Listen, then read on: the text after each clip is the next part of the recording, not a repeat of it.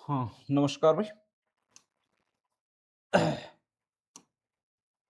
सबसे पहले तो मैं कुछ लिख देता हूँ, फिर आपको पढ़ाना शुरू करता हूँ। अब साला लिखना क्या है? हाँ भाई, लिखना तो यही है, राजस्थान करंट अफेयर यूँ और कुछ नहीं लिखना हुआ। कोई मैं तीर नहीं मार रहा हूँ यहाँ पर, ये ध्यान रखना है। राजस्थान करंट अफेयर्स और अपने जून का दूसरा पार्ट मैंने बाकी छोड़ दिया था। पहला वीडियो बहुत लंबा हो रहा था, तो सोचा था कि एक सेकंड वीडियो और बना देंगे।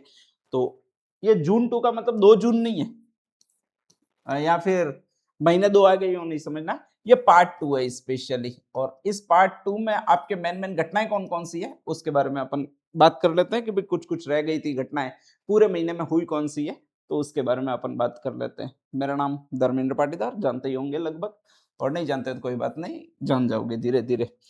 अपन शुरुआत करते हैं कि भाई जून में घटनाएं कौन कौन सी हुई है, कौन कौन सी इंपॉर्टेंट घटनाएं हैं, और क्या क्या ऐसी घटनाएं हुई है जो आपके परीक्षा में आ सकती है, आपको सिलेक्शन दिलवा सकती है, तो इसके बारे में अपन बात करना शुरू कर रहे हैं। सबसे पहले पहली पहली घटना है, उसका नाम है औद्योगिक पार्क प्रोत्साहन नीति 2026। अब पहली ये बला है क्या, औद्योगिक पार्क प्रोत्साहन नीति 2026 है क्या? दिख रहा होगा, चलो तो स्टार्टिंग यही से कर देते हैं कि भाई ये है क्या, औद्योगिक पार्क प्रोत्साहन नीति 2026 है क्या। तो जो भी आपके पास पार्क है, पार्क का मतलब खेत है, ठीक है, बहुत बड़े बड़े खेत है, इतनी जमीन है, इतनी बाप दादों ने तुम्हारे लिए छोड़ रखी है कि मेरे बच्चे बैठे बैठे खाएंगे, तो सरकार उसको भी अब लेने की सोच रही है, कह रही है कि तुम उसके लिए उसमें एक काम करो, इंडस्ट्रियल पार्क बनाओ। ठीक है, तो अगर आपके पास 50 बीघा 100 बीघा खेत है, इसमें यह कहा गया कि न्यूनतम भूमि होनी चाहिए, वो आपकी इतनी होनी चाहिए, 50 एकड़ भूमि होनी चाहिए, और लगभग न्यूनतम इकाइयां उसमें लगनी चाहिए, वो 10 औद्योगिक इकाइयां लगनी चाहिए, तो वहां पर हम इंडस्ट्रियल पार्क बनाएंगे। अगर आपके पास 50 एकड़ एक जगह पर भूमि है, तो नेक्स्ट आगे सरकार कह रही है कि फालतू काम की भूमि क्यों पड़े रहने देते हो, जहां पर भी तुम्हारा रिश्ता होता है वहां पर बताते हो 50 एकड़ जमीन है, तुम इंडस्ट्रियलिस्ट बनो। अब बताओ इंडस्ट्रियलिस्ट कैसे बनेंगे, तो सरकार कह रही है तुम 50 एकड़ जमीन है उसका इस नीति के तहत रजिस्ट्रेशन करवाओ, औद्योगिक पार्क प्रोत्साहन नीति के तहत रजिस्ट्रेशन करवाओ। ठीक है, तुम कहोगे हमने करवा दिया, लेकिन इसके बाद फायदा क्या होगा, तो सरकार कह रही है कि इस 50 एकड़ जमीन में हम भवन वगैरह बनाने के लिए, क्योंकि कोई भी इंडस्ट्री लगती है तो वहां पर भवन वगैरह बनाने पड़ेंगे, ठीक है, कमरे बनाने पड़ेंगे, कोई भी मशीन ऐसे खुले में नहीं लगेगी कि जब कभी हो उस पर पानी गिर जाए। तो स्पेशली कहा जा रहा है कि आपके भवन वगैरह बनाने के लिए लगभग आपको रुपये देगी वो 20 लाख से 20 करोड़ से 40 करोड़ तक की आपको सब्सिडी देगी सरकार। ठीक है, और उसके तहत वो लेकर आप भवन बना सकते हो। 20 लाख 40 लाख में तो कितने भवन बनेंगे, दो बनेंगे। 20 करोड़ से 40 करोड़ तक आप वहां पर भवन वगैरह बना सकते हो, उसमें पानी वगैरह की व्यवस्था कर सकते हो, ये सारा कर सकते हो। 10 इंडस्ट्रियलिस्ट इकाइयां लग रही है, मतलब बहुत जबरदस्त क्षेत्र होगा, उसमें सारे भवन वगैरह बनाने में इतना खर्चा आएगा। ठीक है, तो 20 से 40 करोड़ की सरकार आपको सब्सिडी देगी, इतना रुपया आपको देगी, और वो डायरेक्टली गवर्नमेंट दे रही है। ऐसा नहीं है कि ये पैसा आपसे वापस ले रही है या लोन दे रही है, सब्सिडी दे रही है कि तुम इसको लगाओ, 20 से 40 करोड़ रुपया गवर्नमेंट का तुम लगाओ। अब इसके बाद सरकार क्या देगी, तो इसमें आपको रोड बनाने पड़ेंगे। रोड का मतलब आपको सड़क बनानी पड़ेगी, सड़क बनानी पड़ेगी। सरकार कह रही है कि ये 3 अक्षरों का है, तो हम लगभग इतना करोड़ रुपया तुमको सड़क बनाने के लिए दे देंगे। कितना करोड़ रुपया, 3 करोड़ रुपया। 3 करोड़ रुपया ये मिलेगा, 20 से 40 करोड़ रुपया ये सब्सिडी मिलेगी, लगभग बिजली के शुल्क में हम छूट तुम्हें देंगे, और वो कितने साल तक, स्टाम्प ड्यूटी वगैरह की जो भी आपके अलग सरचार्ज आते हैं, वो ये मीटर किराया वगैरह सारे लगते हैं, वो 7 वर्ष तक हम छूट देंगे, ये सरकार कह रही है। ठीक है, यहां पर आपके इंडस्ट्रियलिस्ट बनेगा, पूरा इंडस्ट्रियल एरिया बनेगा, तो यहाँ पर पानी बहुत ज्यादा प्रदूषित निकलेगा, तो कहा जाता है ट्रीटमेंट पर कॉमन ट्रीटमेंट प्लांट आपको बनाना पड़ेगा, जिसके तहत वो पानी शुद्ध होकर निकले। ठीक है, और उसके लिए सरकार कह रही है हम आपको तुमको इतना करोड़ रुपया देंगे। कितना करोड़ रुपया देंगे भाई, आपके 12.5 करोड़ रुपया। आपको सिर्फ बाप दादों की 50 एकड़ जमीन रखनी है, सरकार कह रही है उसको इंडस्ट्रियल पार्क में बदलो, और इंडस्ट्रियलिस्ट पार्क में बदलने के लिए लगभग 20 से 40 करोड़ रुपया तो आपको सब्सिडी दे रही है। सड़क बनाने के लिए ये 3 अक्षरों का 3 करोड़ दे रही है। कॉमन ट्रीटमेंट प्लांट मतलब पानी साफ करने के लिए प्लांट बनाने का ट्रीटमेंट का 12 याद रखना, तो 12.5 करोड़ रुपया दे रही है। और इलेक्ट्रिसिटी में लगभग सरकार 7 करोड़ रुपया की छूट दे रही है, यानी 7 वर्ष तक की छूट दे रही है। ठीक है, ये 4 पॉइंट है वो आपके इस इंडस्ट्रियल पार्क प्रोत्साहन नीति में। जैसे ही वहां पर आप ये सारा बना दोगे तो कई सारी इंडस्ट्री वहां पर आ जाएगी। इंडस्ट्री आ जाएगी तो सरकार को डायरेक्ट रेवेन्यू जनरेट हो जाएगा, तुम्हें वहां का किराया मिल जाएगा। ठीक है, तो ये सारा कर रही है वो सरकार कर रही है। इसके बाद तुम बैठे बैठे खाओगे, तुम क्या तुम्हारी पीढ़ियां भी बैठे बैठे खाएगी। तो अगर आपके पास 50 एकड़ जमीन है तो नेक्स्ट आगे इसका रजिस्ट्रेशन करवा लीजिएगा इस औद्योगिक पार्क प्रोत्साहन नीति में, और फिर पीढ़ी दर पीढ़ी दर पीढ़ी दर डायरेक्टली अंबानी बन जाइए, और पीढ़ी दर पीढ़ी दर पीढ़ी दर पीढ़ी दर खाइए। ठीक है, बैठे बैठे तुम्हारे बच्चे भी बैठे बैठे खाएंगे वगैरह, सब कुछ बैठे बैठे ही खाएंगे, आराम से तुम जीवते रहोगे, ध्यान रख लीजिएगा। हाँ, इस योजना में एक और चीज क्या है, तो सरकार दो चार बातें कह रही है। इस योजना के तहत 4 मॉडल के तहत औद्योगिक पार्क विकसित होंगे। ठीक है, 4 कौन कौन सी योजना के तहत होंगे, तो अगर आपके पास मान लो जमीन नहीं है तो सरकार कह रही है कि हम 100% जमीन देंगे, वो रिको देगा आपको, ये 100% जमीन देगा आपको। सिर्फ औद्योगिक पार्क को डेवलप करना होगा और उसके लिए जो खर्चा लगेगा वो आपको देना पड़ेगा। बी में आपके क्या 80% जमीन अगर आपकी है तो 20% जमीन रिको देगा। ठीक है, और उसमें कुछ खर्चा सरकार देगा, कुछ खर्चा आपकी सब्सिडी मिलेगी, ध्यान रख लीजिएगा। और इस तरह से आप इंडस्ट्रियल पार्क डेवलप करोगे। आप कहते हो कि ये भी नहीं है, हम तो बिल्कुल नंगे ही जन्मे थे। ऐसी कंडीशन में हाँ, थर्ड है वो आपके अगर 100% भूमि आप देते हो तो सरकार पूरी पूरी सब्सिडी देगी, ये कहलाता है सी मॉडल। और ठीक है, और चौथा मॉडल ये है कि आप कहते हो कि हम तो पूरे खाली ही है, नंगे बिल्कुल जन्मे थे, भिखमंगे थे, तो सरकार कह रही है कोई बात नहीं, 4-5 किसान 10 किसान इकट्ठे हो जाओ और पीपीपी मॉडल पर आपके इतनी जमीन इकट्ठी करो। कितनी जमीन इकट्ठी करो, 50 एकड़ जमीन इकट्ठी करो और फिर ये सारा बनाओ, हम सब्सिडी वगैरह देंगे। ठीक है, तो ये मॉडल जो पीपीपी पर औद्योगिक पार्क प्रोत्साहन है वो आपकी डी मॉडल है। अगर 100% जमीन पर आप करते हो तो सी कैटेगरी का मॉडल कहलाता है। अगर 80% आप जमीन देते हो तो ये बी कैटेगरी का मॉडल कहलाता है, और अगर पूरी जमीन रिको देता है तो ये ए कैटेगरी का मॉडल कहलाता है। ठीक है, हाँ, ए कैटेगरी के मॉडल में आपको इतना ज्यादा किराया नहीं मिलेगा, वो सी कैटेगरी के मॉडल में आपको सर्वाधिक किराया मिलेगा। नेक्स्ट आगे यहां पर कहा जा रहा है इस साल जैसे ये नीति घोषणा हुई तो 374 हेक्टेयर में पार्क विकसित होंगे, उसके लिए आवेदन आ गए मॉडल ए के तहत। और मॉडल डी के तहत मतलब पीपीपी मोड पर कई सारे किसान इकट्ठे होकर अपनी जमीन, किसान क्या जिसके पास भी जमीन है वो इकट्ठे होकर दे रहे, ऐसे लगभग 271 हेक्टेयर में इंडस्ट्रियल पार्क विकसित होने के आवेदन आ गए। और कहा जाता है मॉडल ए में कहां कहां पर आपके स्पेशली फर्स्ट बार हो रहे हैं, तो एक तो याद रखना बालोतरा, बालोतरा में जमीन बहुत है। ठीक है, तो बालोतरा का एक गांव है जहां पर सबसे बड़ा आपके 58 हेक्टेयर का आपके स्पेशली ये इंडस्ट्रियल पार्क विकसित हो रहा है। नेक्स्ट धौलपुर का एक और गांव है बिजोली, उसमें करीब 38 हेक्टेयर का हो रहा है।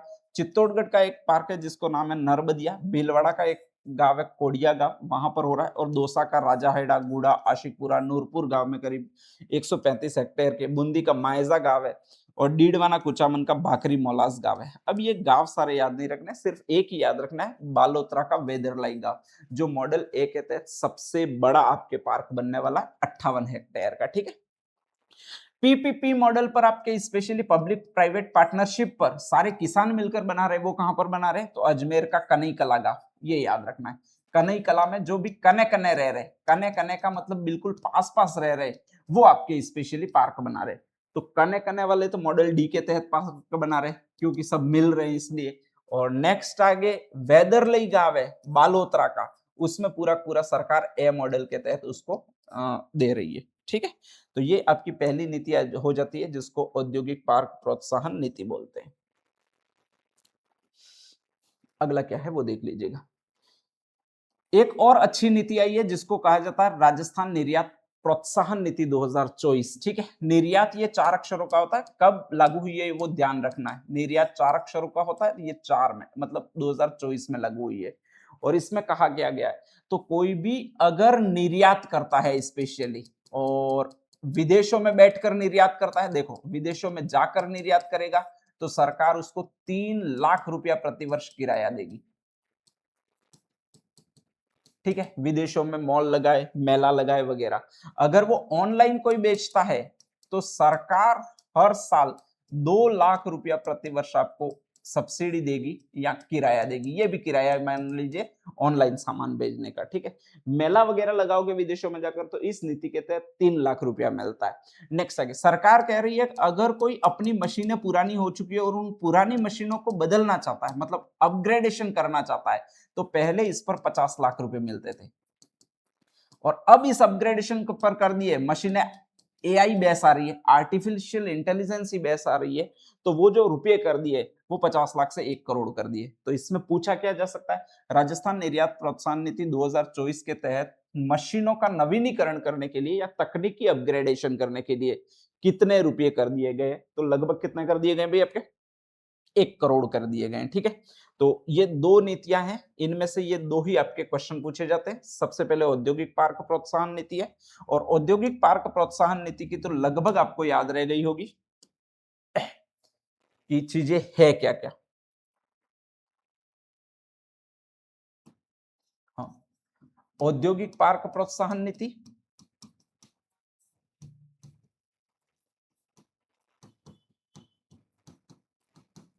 मेरे साथ साथ बोलते रहिएगा, ये 100% आपको याद हो जाएगी। इसमें इंडस्ट्री डेवलप करनी है। इंडस्ट्री को डेवलप करने के लिए जो मॉडल है वो 4 मॉडल है, ए मॉडल, बी मॉडल, सी मॉडल और डी मॉडल। ए मॉडल में पूरी पूरी भूमि है वो रिको उपलब्ध कराएगा। बी मॉडल में 80%, ये बी है वो 8 जैसा ही दिखता है, 80% होगा वो निजी यानी प्राइवेट भूमि होगी, 20% होगी वो आपके सरकारी भूमि होगी। यहाँ पर 100% सरकारी भूमि होगी। ठीक है, और डी मॉडल में सारी भूमि अगर नहीं है तो पीपीपी मॉडल पर आपके आसपास के किसानों से लेनी है। इसमें प्रावधान क्या थे, तो 20 से 40 करोड़ की तो अगर आपकी भूमि है तो सब्सिडी है वो सरकार देगी भवन वगैरह बनाने के लिए, इंफ्रास्ट्रक्चर विकसित करने के लिए। सड़क 3 अक्षरों का था तो कितने करोड़ देगी भाई आपके 3 करोड़ रुपए देगी। नेक्स्ट कॉमन ट्रीटमेंट प्लांट, पानी के लिए साफ करने के लिए आपके पैसे देगी, वो टी से 12.5 करोड़ रुपए देगी। हाँ, ए मॉडल के लिए सबसे बड़ा पार्क विकसित किया जा रहा है वो आपके वेदरलाई गांव में विकसित किया जा रहा है जो आपके अजमेर में है। नेक्स्ट आगे डी मॉडल का जो आपके कने कने किसान रहते हैं वो आपके विकसित करेंगे और वो कने कने किसान रहते हैं वो कनई कला गांव है और ये जो आता है वो आपके अजमेर में आता है। तो ये कंप्लीटली पहली चीज हो जाती है वो आपके औद्योगिक पार्क प्रोत्साहन नीति हो जाती है। दूसरा है वो आपके राजस्थान निर्यात प्रोत्साहन नीति है।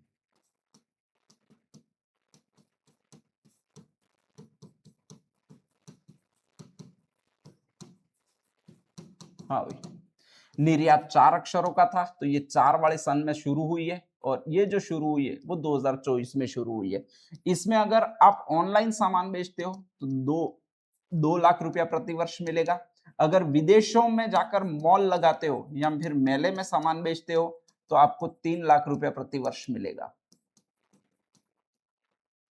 ठीक है, और अगर आपको मशीनों का अपग्रेडेशन करना है, देखो मशीनों का अपग्रेडेशन करना है तो आपको जो पैसा मिलेगा वो कितना मिलेगा, यही ध्यान रखना है। पहले 50 लाख मिलता था और अब जो रुपया आपको मिलेगा वो लगभग 1 करोड़ मिलेगा। और यही इस महीने का प्रश्न है, उस मशीनों के अपग्रेडेशन या तकनीकी अपग्रेडेशन के लिए वर्तमान में कितना रुपया कर दिया गया है। तो समझ में आ गया होगा भाई, 1 करोड़ कर दिया गया है। समझना क्या है यार, सीधा सीधा देख ही लो, इसमें ऐसा कुछ नहीं है जो समझो, बस याद रखना। अब नेक्स्ट आगे आगे क्या क्या चीजें उसके बारे में अपन देख लेते हैं।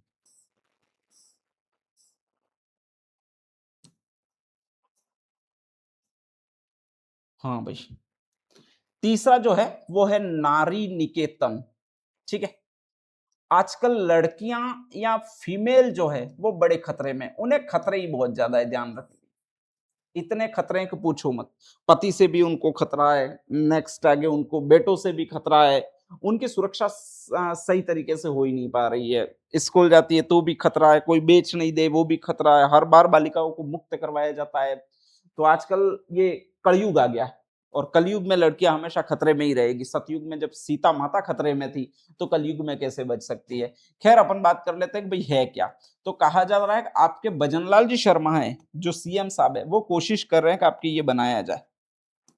एक संस्था बनाई जाए जो आपके स्पेशली महिलाओं को अच्छा आवास दे सके या फिर उन पर अगर उन खतरा है या फिर नेक्स्ट आगे उनके साथ कुछ अनैतिक घटना होने वाली है तो वहां पर महिलाओं को रखा जा सके और इसका नाम है नारी निकेतन। राजस्थान सामाजिक न्याय एवं अधिकारिता विभाग है वो इसकी लिए वो आपके स्पेशली प्रावधान कर रहा है। ये कह रहा है कि आपके जयपुर संभाग के जिला मुख्यालय पर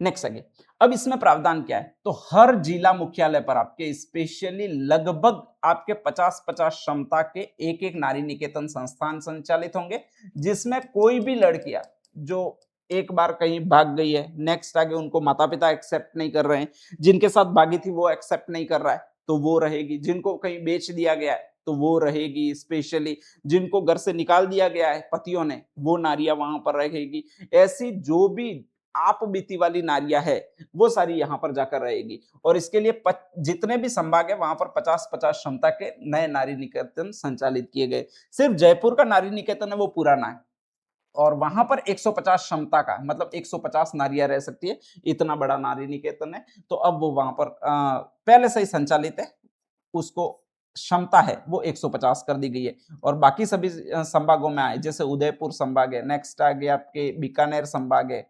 अब संभाग कितने तो आप डायरेक्टली ये नक्शा बना लीजिएगा आपको याद रह जाएगा। हम्म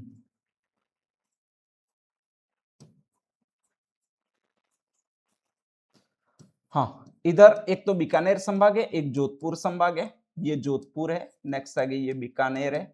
यहाँ पर रेगुलर 3 संभाग आते हैं इसमें, फर्स्ट वाला जयपुर संभाग आता है, इधर बीच में अजमेर संभाग आता है, इधर लास्ट में उदयपुर संभाग आता है। यहाँ पर एक संभाग है जिसको कोटा संभाग कहते हैं, इधर एक संभाग है जिसको आपके भरतपुर संभाग कहते हैं। तो ये सारे संभाग है, इसमें जयपुर में ही सिर्फ 150 कैपेबिलिटी का आपके नारी निकेतन है, बाकी हर जगह पर आपके 50-50 लड़कियां या नारियां रह सकती है, महिलाएं रह सकती है, उतना नारी निकेतन बनाया गया है। ठीक है, और इसको नारी निकेतन संस्था चलाती है, सामाजिक एवं न्याय अधिकारिता विभाग है वो इसको चलाता है। इसमें कौन कौन सी नारियां रह सकती है? उत्पीड़ित अनैतिक परिस्थितियों का शिकार निराश्रित महिलाएं जिनका कोई भी नहीं है वो यहाँ पर रह सकती है। ठीक है, यहाँ पर करेगी क्या तो सिलाई कढ़ाई सिखाई जाएगी, ब्यूटिशियन कोर्स करवाया जाएगा, ये करवा दे तो इनका टाइम पास आसानी से हो जाएगा। खैर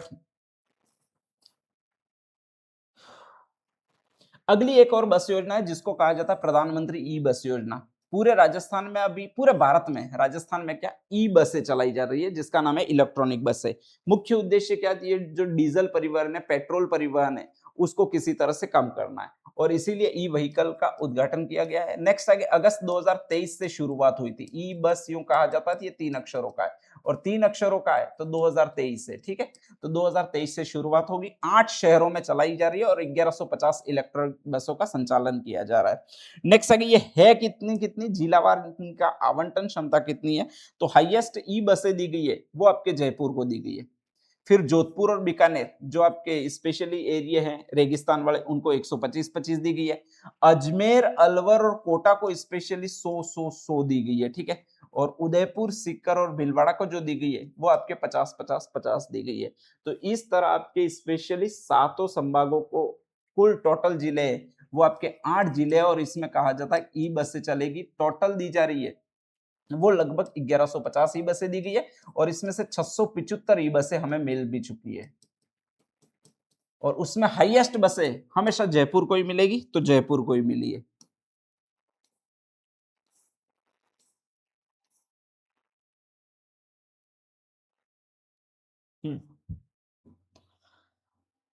ई बसों की जो शुरुआत की गई है वो भीलवाड़ा में भी की है। हाँ, ई बसों की जो शुरुआत की है वो आपके मुख्यमंत्री ने की है और मुख्यमंत्री बज्जू जी है। ठीक है, तो बज्जू जी कहा जाता है। अमर जवान ज्योति स्मारक जयपुर से Jaipur city transport services limited की 29 इलेक्ट्रिक बसों को संचालित किया गया। बहुत शानदार दी हुई है। आप भी देखोगे तो आपको ऊपर से सीढ़ियों पर चढ़ना ही नहीं है। वहां पर कहा जाता है कि आपके स्पेशली एक तले टाइप आता है, ठीक है, और वो जाली टाइप पूरा पूरा बटन दबाते ही नीचे बैठता है। जैसे ही आप उस पर पैर रखोगे, वापस बटन दबाओगे तो वो पूरा पूरा ऊंचा होगा और फिर नेक्स्ट आगे आपको अंदर ले लेगा। इतनी सारी सुविधाएं हैं इसमें। ऐसा भी नहीं है कि आपको पैर भी उठाने पड़े, बस बस स्टैंड पर जाकर खड़े रहना है तो वो आपको स्पेशली ले जाएगा। और ये ई बस है, तो याद इतना ही रखना है। 2023 में इसकी शुरुआत हुई है और नेक्स्ट आगे अभी 1175 बसों की शुरुआत करनी है। इसमें से 1150 सॉरी 625 ई बसें शुरू हो गई है, आपके दे दी है। और उसमें हाईएस्ट दी है वो आपके जयपुर को दी है 450 बसें, ठीक है। इसके अलावा अमर जवान ज्योति स्मारक जयपुर से इसकी शुरुआत हुई है।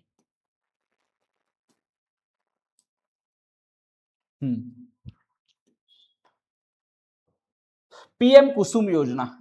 अब ये कुसुम योजना है क्या?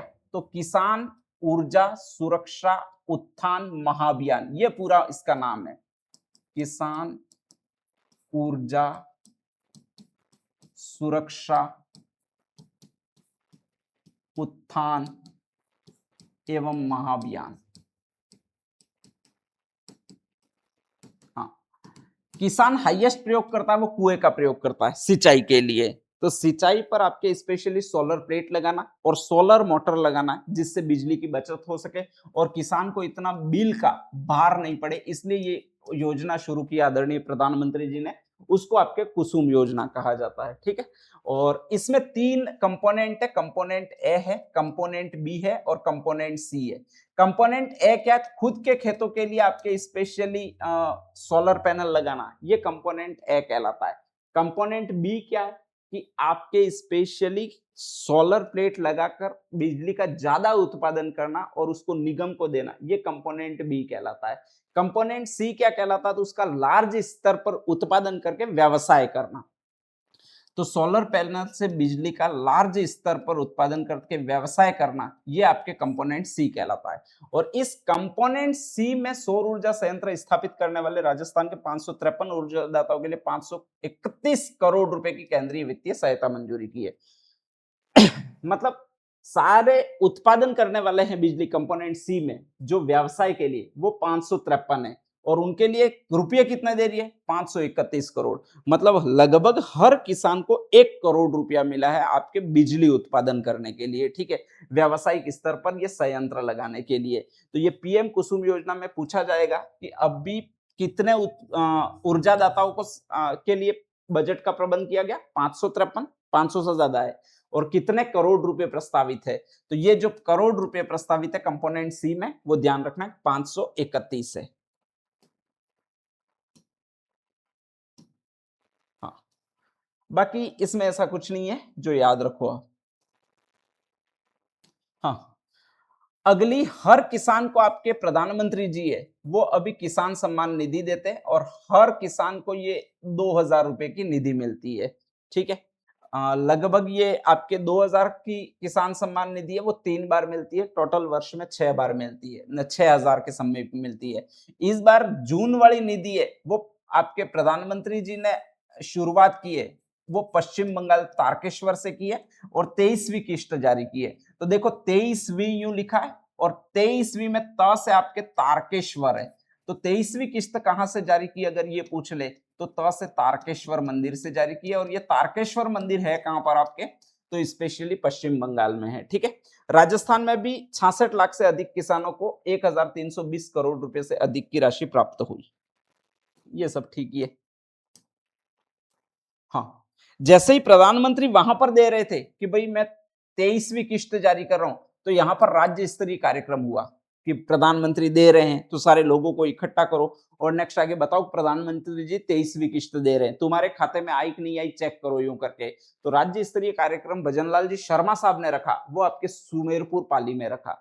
तो आपके 23वीं किस्त जारी करने का राज्य स्तरीय कार्यक्रम कहां रखा गया, ये कभी भी पूछे, राज्य स्तरीय कार्यक्रम, ठीक है। तो वो रखा गया है सुमेरपुर पाली। और 23वीं किस्त जारी की है आपके प्रधानमंत्री जी ने, वो तारकेश्वर पश्चिम बंगाल से। ठीक है, ये 2 पॉइंट आपको इसमें याद करना है। नेक्स्ट आगे अगला क्या है वो देख लो। हाँ, प्रधानमंत्री जी है, उन्होंने अभी हाल ही में एक योजना लॉन्च की जिसका नाम है प्रधानमंत्री विकसित भारत रोजगार योजना। और इसमें है क्या, तो प्रधानमंत्री जी कह रहे हैं कि मैं विकसित भारत बनाऊंगा। कैसे बनाऊंगा, तो रोजगार देकर बनाऊंगा। कब तक बनाऊंगा, तो आपके 2047 तक बनाऊंगा। ठीक है, और इसके लिए रोड मैप क्या है, तो मैं आपके स्पेशली प्रोत्साहन राशि जारी कर रहा हूं। पहले 15 लाख रुपए देने का मैंने वादा किया था, ये वादा मैं पूरा नहीं करूंगा, बल्कि ये करूंगा 15 लाख युवाओं को 2100 करोड़ रुपए की प्रोत्साहन राशि दूंगा।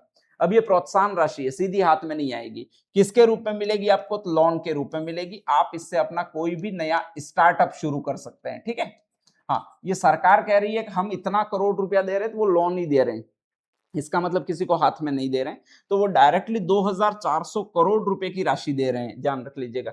तो इसमें यही है आपके कि विकसित भारत रोजगार योजना में है क्या, तो विज्ञान भवन नई दिल्ली में कार्यक्रम हुआ है। नई दिल्ली से प्रधानमंत्री जी ने कहा है कि मैं 15 लाख लोगों को रोजगार युक्त बनाऊंगा। और कैसे बनाऊंगा, तो उसके लिए लगभग 2400 करोड़ रुपया है, वो मैं प्रोत्साहन राशि दूंगा। ठीक है, इसका भी राज्य स्तरीय कार्यक्रम आयोजन किया गया, और राज्य स्तरीय कार्यक्रम प्रधानमंत्री विकसित भारत रोजगार योजना का जो किया गया, वो आपके जयपुर से किया गया है। तो दो चीजें, भारत प्रधानमंत्री विकसित भारत रोजगार योजना का जो सेंटर स्तरीय कार्यक्रम है, वो विज्ञान भवन नई दिल्ली है, राजधानी में है। राज्य स्तरीय कार्यक्रम है, वो आपके स्पेशली जयपुर में है।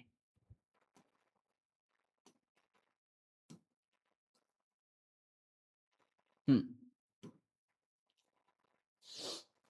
योजना कब से लागू हुई है, तो विकसित भारत योजना वो 1 अगस्त 2025 से लागू हुई है, और उसके तहत विकसित भारत बनाना है, वो आपको 2047 तक बनाना है। ठीक है, और कहा जाता है इसमें और क्या हुआ है, तो एक ऐप लॉन्च किया गया है जिसको कहा जाता है ONDC डीजी दुकान ऐप। इसके तहत आप ये ऐप डायरेक्टली अपने फोन में स्टोर कर सकते हो। और इसमें सुविधाएं क्या है, तो ये आपके खाता बही वगैरह सब कुछ लिखने में सक्षम ऐप है। ठीक है, इसके पास आप किसके पैसे मांगते हो, कब मैसेज भेजने हैं, मंथली ऑटोमेटिक मैसेज चले जाएंगे, पैसे का लेन देन कर सकते हो। इस तरह से बहुत fast digital payment app launch किया जिसका नाम है डीजी दुकान ऐप। और आपका हर कोई है, अभी जो है जितने भी ऐप चल रहे हैं वो पैसे मांगते हैं। ये स्पेशली पैसे नहीं मांगेगा कि हर महीने 15 रुपए का रिचार्ज करवाना, 30 रुपए इस ऐप में डालने, ऐसा कुछ नहीं होगा। आप इसको फ्री में यूज कर सकते हो। ये सरकारी ऐप है जिसको डीजी दुकान ऐप कहते हैं। बाकी विशेषता क्या है, ये कभी हैक डेटा डिलीट वगैरह इसमें कभी नहीं होगा। ठीक है, तो ये डीजी दुकान ऐप है, वो आपके युवाओं के लिए लॉन्च किया हो गया है।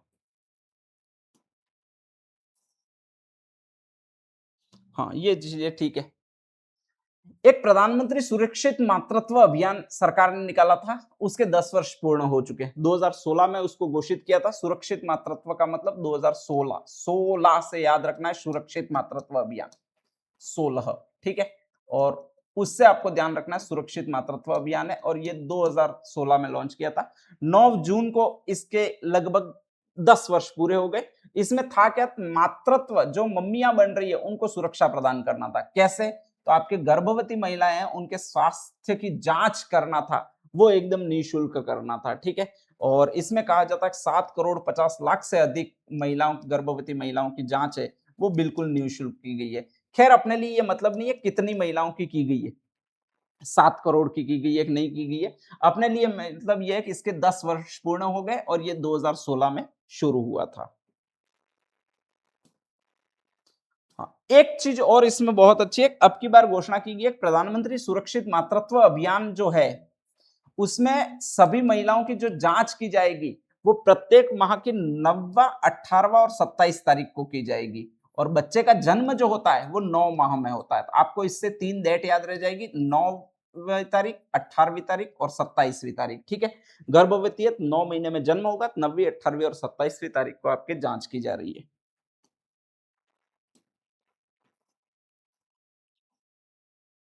हम्म।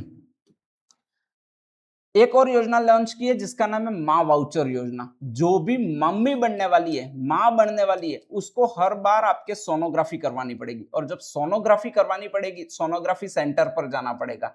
एक तो ये सोनोग्राफी सेंटर साले महंगे बहुत ज्यादा है, एक बार के 800 रुपए ले लेते हैं, कभी कभी कुछ कुछ और चीजें बताकर 1300 रुपए ले लेते हैं। तो प्रधानमंत्री जी कह रहे हैं कि हम निःशुल्क सोनोग्राफी करवाएंगे, और वो कूपन के माध्यम से करवाएंगे। अभी भी ये सिस्टम है कि जैसे भी आप जाओगे आपके डिस्ट्रिक्ट मुख्यालय पर, तो वहां से एक कूपन प्राप्त होगा, ठीक है, उस दिन जाओगे तो आपकी निःशुल्क सोनोग्राफी हो जाएगी।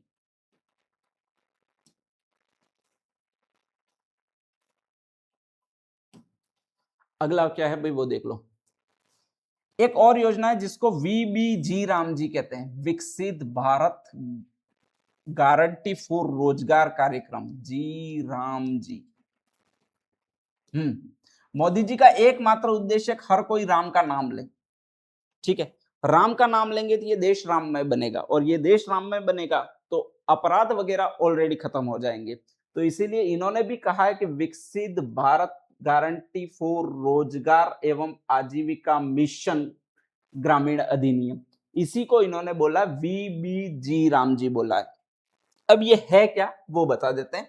ये आपके एक योजना चल रही है जिसको कहा जाता है नरेगा, उसके स्थान पर लाया गया कार्यक्रम है। एक तो प्रश्न आएगा कि आपके नरेगा और इसमें डिफरेंट क्या है, ठीक है। तो नरेगा इस और इसमें डिफरेंट है कि नरेगा है वो पूरी पूरी केंद्रीयकृत योजना थी। यहाँ पर बता देता हूँ, यहाँ पर कुछ अलग जगह भी यहाँ पर है थोड़ी सी। एक तो देखो नरेगा और एक वीबीजी राम जी में डिफरेंस क्या है। हाँ, नरेगा में पूरा पूरा पैसा था वो केंद्र सरकार देती थी। अब केंद्र सरकार है, मतलब मोदी जी है, वो ना कह रहे हैं कि मैं अकेला क्यों पीसूं, तुम सारे राज्य वाले भी पैसे दो। तो इसमें लगभग फंडिंग है वो केंद्र सरकार लगभग 60% पैसा देगी, और राज्य सरकार है वो आपके 40% पैसा देगी। तो पहला तो आपके यही डिफरेंस है। कभी भी आ जाए कि वी बी जी राम जी जो योजना है उसमें फंडिंग का अनुपात क्या है, ठीक है, वित्त अनुपात क्या है। तो 60% केंद्र सरकार है, राज्य सरकार 40% है। इसमें जो रोजगार मिलता था वो आपके 100 दिन का मिलता था। मोदी जी कह रहे हैं कि मेरे को पैसा कम देना है, इसका मतलब मैं रोजगार का टाइमिंग बढ़ा देता हूं। तो आपके जो रोजगार मिलेगा वो लगभग 125 दिन का मिलेगा इसमें, ठीक है। इसमें कहा जाता है कि जो भी बुवाई का समय था उसमें कोई छुट्टी नहीं थी, उसमें भी मस्ट्रोल आते थे, और इससे लोग खेती नहीं करते थे, बल्कि वहां पर जाकर ताश खेलते थे, काम पर जाकर, नरेगा में जाकर। यहाँ पर कहा जा रहा है जब भी बुवाई का समय होगा उस समय 60 दिन तक कोई भी काम नहीं आएगा, आपको सिर्फ खेती करनी पड़ेगी ताकि उत्पादकता बनी रहे। तो ऐसे 3 प्रावधान है जो अलग है। इसमें पूरी फंडिंग केंद्र सरकार की थी, फंडिंग केंद्र और राज्य सरकार दोनों की है। इसमें 100 दिन का काम था, इसमें 125 दिन का काम है।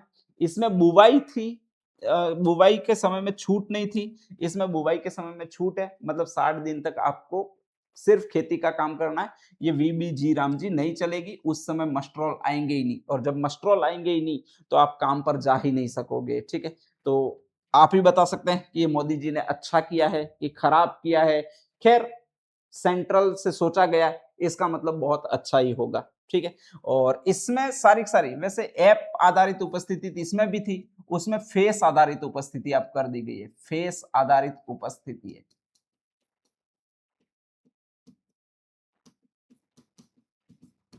ताकि जो भी सही आदमी है, रोजगार पाना चाहता है, उसी को रोजगार मिले, बाकी को रोजगार नहीं मिले, ठीक है। हाँ, अब इसमें अपने को याद क्या रखना है वो बताओ। देखो, एक तो ये वीबीजी राम जी योजना शुरू कब से हुई है, वीबीजी राम जी योजना शुरू कब से हुई है। तो ये इस साल का जो वर्ष शुरू हो रहा है, कृषि वर्ष, 1 जुलाई से 2026 से शुरू की गई है। कहां से शुरू हुई है, तो पहले नरेगा भी थी, वो भी आंध्र प्रदेश से ही शुरू हुई थी, ये भी वापस आंध्र प्रदेश से ही शुरू की है। शुरू घोषणा की है किसने की है, तो शिवराज सिंह जी चौहान साहब है, उन्होंने ये घोषणा की है, ठीक है। अब इसमें यह कहा गया 60% पैसा केंद्र सरकार देगा, 40% पैसा राज्य सरकार देगी, मतलब अपने राजस्थान को भी इसके लिए बजट का प्रावधान करना पड़ेगा। और इस एक साल के लिए राजस्थान ने बजट का प्रावधान किया है वो 11,581 करोड़ रुपया किया है, ठीक है। तो एक एक आदमी को हम 500 रुपये देंगे, ऐसा याद रखना है। नरेगा में एक एक आदमी को हम 500 रुपये देंगे, तो 11,500 करोड़ रुपए के लगभग इसमें बजट का प्रावधान किया गया है।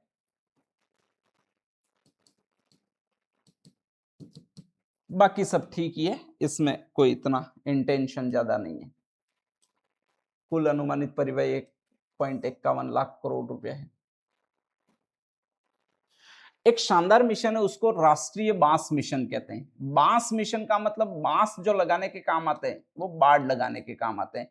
बाड़ आप वहीं पर लगाओगे जहां पर स्पेशली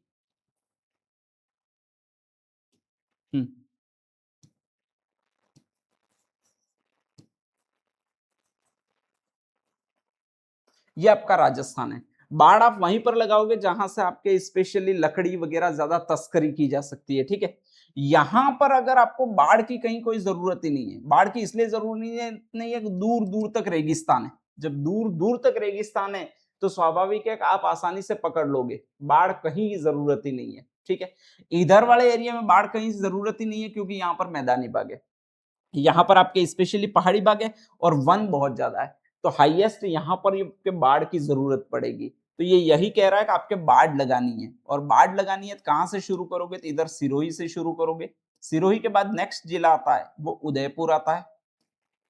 उदयपुर के बाद नेक्स्ट जिला आता है उसका नाम डूंगरपुर है। डूंगरपुर के बाद नेक्स्ट आता है उसका नाम बांसवाड़ा है। बांसवाड़ा के इधर जो रहता है उसका नाम प्रतापगढ़ है। प्रतापगढ़ के इधर जो रहता है उसका नाम भीलवाड़ा है। यहाँ पर कोटा है, यहाँ पर झालावाड़ है,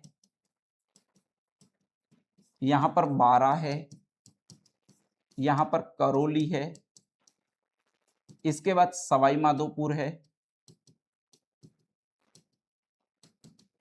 और इसके बाद नेक्स्ट आगे धौलपुर है। इसके बाद पथरीला एरिया आ जाता है, हमें कोई मतलब नहीं है, ठीक है। बीच में एक और आ जाता है जिसको कहा जाता है राजसमंद। तो यहां पर एक मिशन लाया गया है जिसको बांस मिशन कहते हैं। इसमें ये सारे जिले हैं आपके वो सम्मिलित है। कौन से जिले सम्मिलित है, कभी आ जाए राष्ट्रीय बांस मिशन में तो ये सम्मिलित है। अब इसमें किया क्या गया है, तो इसके लिए बांस की खेती को प्रोत्साहित करने के लिए आपके 2026-27 में 50 किसानों का चयन किया गया है ताकि ये बांस की खेती करे और बांस को बेचे, ठीक है। और इसके लिए कहा जा रहा है 3 उत्कृष्टता केंद्र स्थापित किए गए, एक चित्तौड़गढ़ में, एक उदयपुर में और एक सिरोही में। तो आपके बांस है वो बहुत ऊंचे होते हैं, और ऊंचे भी कैसे होते हैं, एकदम कट लग जाए ऐसे होते हैं, सरिये जैसे होते हैं। तो ऊ से उदयपुर में उत्कृष्टता केंद्र स्थापित किया गया, च से चित्तौड़ में, और सर से सिरोही में या सरिये से सिरोही में आपके उत्कृष्टता केंद्र स्थापित किया गया। और यहीं से आपके स्पेशली बांस की खेती कैसे की जाए उसके बारे में जानकारी दी जा रही है।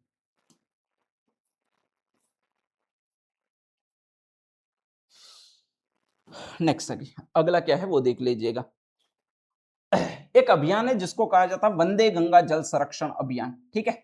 इसमें आपके जल का संरक्षण करना, ये मान के करना है गंगा जी का जल है, और इसलिए गंगा जी का जल है तो बहुत पवित्र जल है, तो इसीलिए वंदे गंगा जल संरक्षण जन अभियान हमने चलाया गया है। पूरे पानी का आपको संरक्षण करना है। ये अभियान शुरू हुआ था वो 25 मई से लगातार चला है, वो 5 जून विश्व पर्यावरण दिवस तक चला है, ठीक है। तो 25 मई से 5 जून तक शुरू हुआ था। वह से एक बांध है बीसलपुर बांध। तो ये अभियान की शुरुआत की गई है भजनलाल जी शर्मा द्वारा, वो बीसलपुर बांध से की गई है, टोंक से की गई है, इसको व से याद रखना है। ये समाप्त किया गया है वो ग से किया गया है, और गायत्री वन पर समाप्त किया गया है जो आपके कोटा में है। कहां पर समाप्त किया गया, 5 जून को ये समाप्त किया गया है। इसका नोडल इस अभियान को करने वाला था जल संसाधन विभाग था। इसमें मुख्य नारा दिया गया कर्म भूमि से मातृभूमि अभियान और हर बूंद का संचय, ठीक है। कर्म भूमि से मातृभूमि अभियान कहलाता क्या, जो भी आपके बाहर के लोग हैं वो पैसा भेजे। बाहर के लोग का मतलब जो आपके कुवैत में रह रहे हैं, अमेरिका रह रहे हैं, इंग्लैंड रह रहे हैं, ऐसे आपके पैसा भेजे, और जैसे ही वो पैसा भेजेंगे तो हम उससे यहाँ पर तालाब वगैरह को गहरा करवाएंगे, और जैसे ही गहरा करवाएंगे तो उनमें हमारा जल संचय होगा। देखो हमने कितनी बड़ी सोच रखी है कि एक तो वो अमेरिका में बैठा हुआ है, वो पैसा भेजेगा, और पैसा भेजेगा साला, इसके बाद हम आपके संरक्षण करेंगे, हर बूंद जल संचय करेंगे, ठीक है। तो ये इसका नारा है, कर्म भूमि से मातृभूमि। जो कमाने गए हैं वो अपनी मातृभूमि के लिए कुछ करें। हाँ, इसमें और क्या है, तो भाई 4 जून को आपके स्पेशली जिलों में रन फॉर एनवायरनमेंट आयोजित की गई, वो की गई होगी, हो गया, इसमें कोई बड़ी बात नहीं है।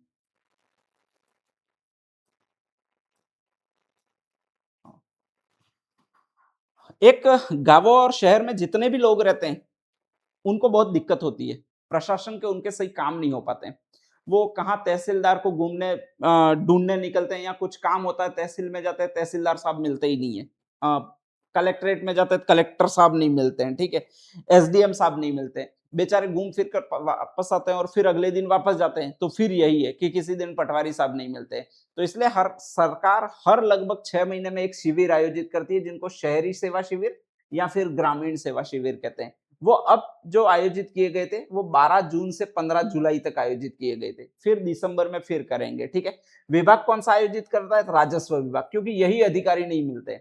पटवारी नहीं मिलता है, एसडीएम नहीं मिलता, तहसीलदार नहीं मिलता है। तो इसी विभाग को कहा है कि तुम एक दिन के लिए गांव में जाकर बैठो और सारे ग्रामीणों का काम करो। अगर ये मिल जाते हो तो ऐसा इनको कहा ही नहीं जाए कि तुम बैठो और काम करो। इन्हें भी सोचना चाहिए कि सरकार को कहना पड़ रहा है, कम से कम ये विभागों में रहें, घूमते नहीं फिरे।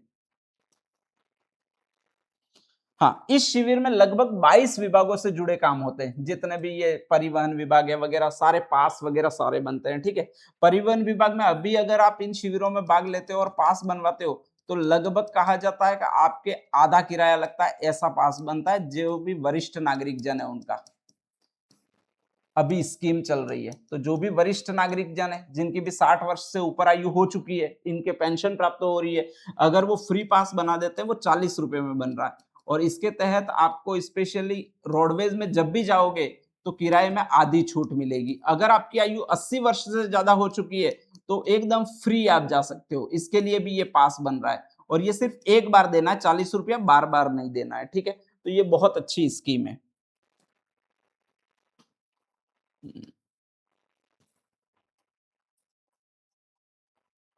हाँ, राजस्थान में आपके स्पेशली इकोनॉमिक्स में कौन कौन सी चीजें हो रही है, उसके बारे में बात कर लेते हैं। एक और है जिसको कहा जाता है फ्रेट कॉरिडोर। अब फ्रेट कॉरिडोर का मतलब क्या होता है, तो आपके रेल जहां पर चलती है, ठीक है, उसी पटरी पर आपके कुछ जगहों पर मालगाड़ी चलती है, या फिर मालगाड़ी के लिए अलग पटरियां होती है। तो जिन पटरियों पर मालगाड़ियां चलती है, उसको आपके स्पेशली कहा जाता है फ्रेट कॉरिडोर। यहां पर सिर्फ और सिर्फ आपके माल की ढुलाई होती है, या फिर आपके एक जगह से दूसरी जगह जो ये सामान है वही ले जाया जाता है। तो जिस रास्ते से सामान ले जाया जाता है एक जगह से दूसरी जगह, वो भी बाय मालगाड़ी, उसको आपके कहा जाता है फ्रेट कॉरिडोर कहा जाता है, ठीक है। और कहा जाता है अभी एक फ्रेट कॉरिडोर बन रहा है जिसको कहा जाता है वेस्टर्न डेडिकेटेड फ्रेट कॉरिडोर। ये कहां से कहां तक बन रहा है, तो मुंबई से दादरी उत्तर प्रदेश तक बन रहा है, ठीक है। तो ये आपके जो भी मालगाड़ी है वो गुजरेगी कहां से, आपके स्पेशली देखो, आपके मुंबई से गुजरेगी, फिर नेक्स्ट आगे गुजरात आएगी, फिर नेक्स्ट आगे सिरोही आएगी, सिरोही में मतलब आबू रोड आएगी, ठीक है। और सिरोही से नेक्स्ट इधर राजसमंद की तरफ जाएगी, राजसमंद से नेक्स्ट आगे अजमेर होते हुए आपकी जाएगी, वो जयपुर आएगी। और जयपुर से नेक्स्ट आगे अलवर जाएगी, और अलवर से नेक्स्ट आगे जो जाएगी वो आपके दादरी जाएगी। और ये दादरी जो आता है वो आपके यूपी में आता है, और ये यहां से आ रही है वो मुंबई से आ रही है। तो कभी न कभी आएगा कि ये फ्रेट कॉरिडोर गुजर कहां से रहा है, ठीक है। तो आबू रोड मतलब सिरोही, राजसमंद, जयपुर, अलवर, एक और क्षेत्र यहां पर बीच में रह गया, उसका नाम है अजमेर। एक और यहां पर रह जाता है बीच में, उसका नाम है पाली। तो सिरोही, पाली, राजसमंद, अजमेर, जयपुर, अलवर से फ्रेट कॉरिडोर राजस्थान का गुजर रहा है। और उस फ्रेट कॉरिडोर को जो कहा जाता है आपके, वो ये फ्रेट कॉरिडोर कहा जाता है वेस्टर्न डेडिकेटेड फ्रेट कॉरिडोर, ठीक है। पश्चिमी फ्रेट कॉरिडोर इसको कहा जाता है। कहां से कहां तक है, जवाहरलाल नेहरू एयरपोर्ट से आपके दादरी उत्तर प्रदेश तक है, मुंबई से दादरी तक है। टोटल लंबा कितना है, तो आपके ये नेशनल हाईवे नंबर 48, ये जो है दिल्ली मुंबई इंडस्ट्रियल कॉरिडोर, उतना ही लगभग है, 1506 किलोमीटर है। ये भी 1500 किलोमीटर है, ठीक है। इसका राजस्थान में हिस्सा कितना पड़ता है? तो लगभग उतना ही पड़ता है जितना दिल्ली मुंबई इंडस्ट्रियल कॉरिडोर का पड़ता है। 39% हिस्सा राजस्थान से गुजरता है। राजस्थान में स्थान कौन कौन से आते हैं? तो ये वापस लिख लेना। एक तो आबू रोड, सिरोही, पाली, फिर नेक्स्ट आगे राजसमंद, नेक्स्ट आगे अजमेर, जयपुर, और आगे आ जाएगा वो आपके अलवर आ जाएगा। और यहीं से फ्रेट कॉरिडोर गुजरता है, ठीक है। डूंगरपुर, उदयपुर, इनमें ये फ्रेट कॉरिडोर नहीं है। यहां से सिर्फ और सिर्फ क्या गुजरेगी आपके? तो स्पेशली गुजरेगी वो आपके मालगाड़ियां गुजरेगी। और वो क्या लेकर गुजरेगी? तो सामान लेकर गुजरेगी, ठीक है। मालगाड़ियां क्या लेकर गुजरेगी ये मत बोल देना। हाँ हाँ, इस कॉरिडोर को लगभग आपके अभी शुरुआत भी कर दिया है। वो न्यू साणंद गुजरात में इसका ट्रायल किया गया है और इसमें शुरुआत भी कर दी है। अच्छा, इस फ्रेट कॉरिडोर में होगा क्या? तो इसमें एक तो कभी भी पानी नहीं भरेगा पटरियों पर। क्यों पानी नहीं भरेगा? क्योंकि इसकी 66% अधिक ऊंचाई है। हर पटरी बिछी हुई है वो औसतन 7.1 मीटर ऊंची बिछी हुई है। और 7.1 मीटर को मतलब होता है एक बिल्डिंग से भी ज्यादा ऊंची, ठीक है। एक बिल्डिंग लगभग 6 मीटर के आसपास होती है, तो उससे भी ज्यादा ऊंचाई पर आपके पटरियां बिछी हुई है। और लगभग चौड़ाई है इनकी वो 14% से अधिक है। कभी भी पानी नहीं भरेगा। कभी भी पानी नहीं भरेगा तो मालगाड़ी है वो 24/12 मंथ्स परिवहन कर सकेगी। ट्रेनों की लंबाई इसमें 1500 मीटर होगी।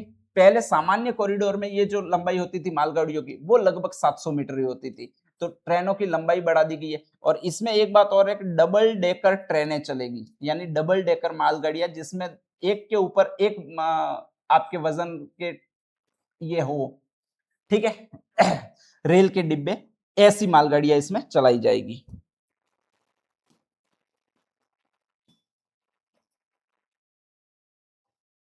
डेडिकेटेड फ्रेट कॉरिडोर परियोजना से होगा क्या? तो लगभग 70% माल परिवहन को बेहतर बनाने का काम करेगा। मतलब 70% माल ढुलाई इसी से हो जाएगी। बाकी इसमें कुछ नहीं है।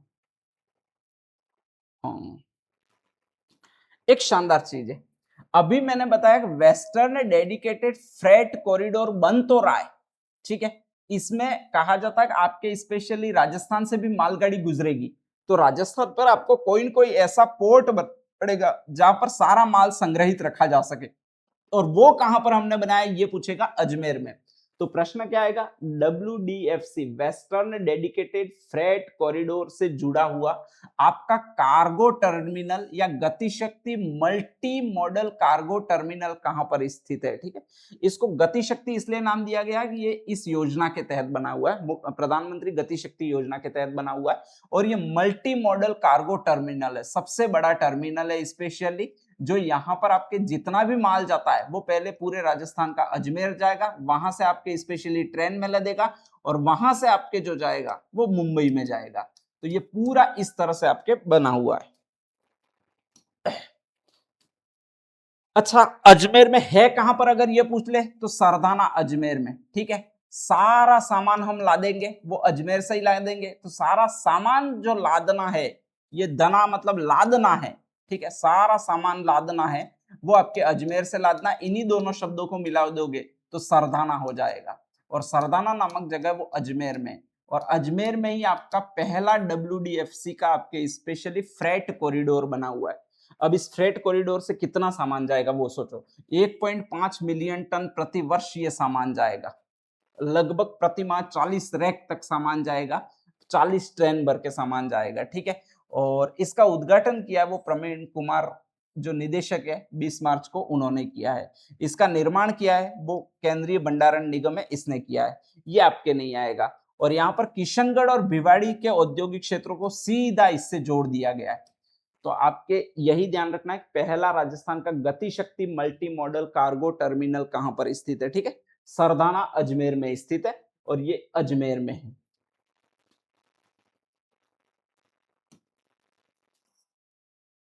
हाँ।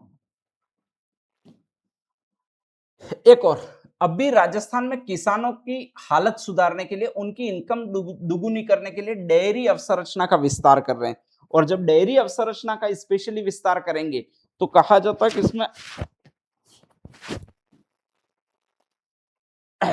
इसमें आपके डेयरी प्रोसेसिंग कि प्लांट की क्षमता बढ़ाई जाएगी। 2 प्लांट की क्षमता अभी हाल ही में बढ़ाई गई है। एक तो जयपुर का प्लांट है, एक नेक्स्ट आगे राजसमंद का प्लांट है।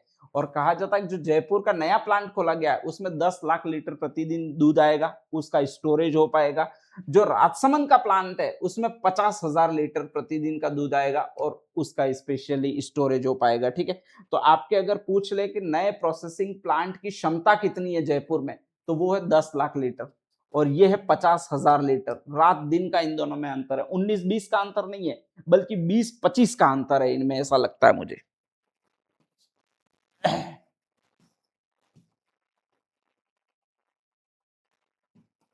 हाँ, आपके 2-3 कैटल फीड प्लांट बनाए गए। कैटल फीड प्लांट का मतलब पशुओं का जहां पर चारा रहता है, चारा या फिर नेक्स्ट आगे ये ग्वार या फिर पशुओं का जो खोड़ होता है वो रहता है।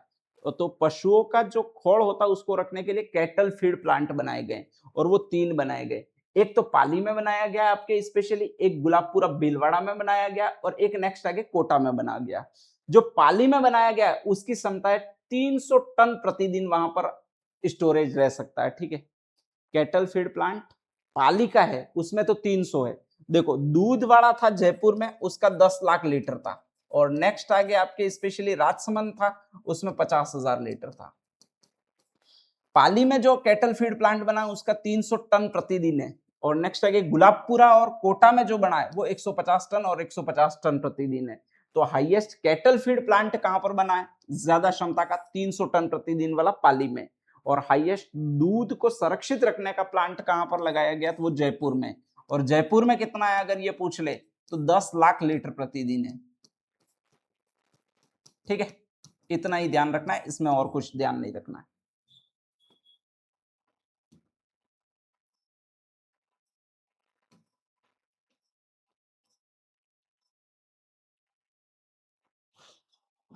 हम्म, एक और शानदार चीज है अपर हाई लेवल कैनाल परियोजना। ठीक है, अब ये है क्या, तो यहां पर पानी जो है नहर है, ये कैनाल का मतलब नहर होता है। हाई लेवल कैनाल का मतलब पानी को ऊपर उठाना और फिर नेक्स्ट आगे दूसरे जगहों पर ले जाना। अब पानी को अगर नीचे वाले भागों में ले जाना है तो आपको कहीं ऊपर उठाने की जरूरत ही नहीं पड़ेगी। एक भाग ऊंचा है वहां से नीचे वाले भागों में पानी आराम से चला जाएगा। लेकिन यहां पर पानी है और उसको और ऊपर वाले एरिया में पानी पहुंचाना है तो आपको स्पेशली हाई लेवल यानी ऊंचा लेवल करना पड़ेगा और उसको उठाना पड़ेगा। ठीक है, तो इसी को कहा जाता है अपर हाई लेवल कैनाल परियोजना। कर कहां पर रहे हैं अपन, तो आपकी एक नदी है और एक बांध है जिसको कहा जाता है बांसवाड़ा में माही बजाज सागर बांध। अब इससे डायरेक्टली पानी जाता है वो बांसवाड़ा में चला जाता है, लेकिन अगर इसको प्रतापगढ़ में ले जाना हो, इसको अगर चित्तौड़गढ़ में ले जाना हो और नेक्स्ट आगे इसको अगर राजसमंद में ले जाना हो तो नेक्स्ट आगे इसको ले नहीं जाया जा सकता है। जब ले नहीं जा सकता है तो इसको पहले उठाना पड़ेगा। तो यहां पर आपके एक नहर का निर्माण किया गया है जिसको कहा जाता है अपर हाई लेवल कैनाल। ठीक है, इस ऊपर उठी हुई नहर में पहले डाला जाता है और फिर पानी इधर से इधर जाता है, प्रतापगढ़ जाएगा, चित्तौड़गढ़ जाएगा और कहां पर जाएगा, राजसमंद जाएगा। अब नेक्स्ट आगे ये प्रतापगढ़, चित्तौड़गढ़ और राजसमंद जब पानी जाएगा तो उसके लिए इस नहर को बनाने में बहुत ज्यादा खर्चा आया है। कितना, लगभग 2500 करोड़ रुपया आया है और परियोजना की कुल मुख्य नहर की लंबाई है वो 102 करोड़ है। ठीक है, यहां पर भी आपके 2 है, यहां पर भी 2 है, 2500 है, ये ध्यान रखना है। बाकी इसमें 22.50 किलोमीटर लंबाई में ये सुरंग कट करके ये बनाई गई नहर है। तो आपको सिर्फ इतना ही लगना है, 3 जिलों में आपके पानी पहुंचाया जा रहा है और वो माही बजाज सागर परियोजना से पहुंचाया जा रहा है और ये पूरी प्रणाली है वो अपर हाई लेवल कैनाल परियोजना कहलाती है। तो एक प्रश्न पूछाया जाएगा, अपर हाई लेवल कैनाल परियोजना कौन से जिले में या कौन से बांध पर स्थित है, तो आपको बांध का नाम बनाना है माही बजाज सागर बांध परियोजना।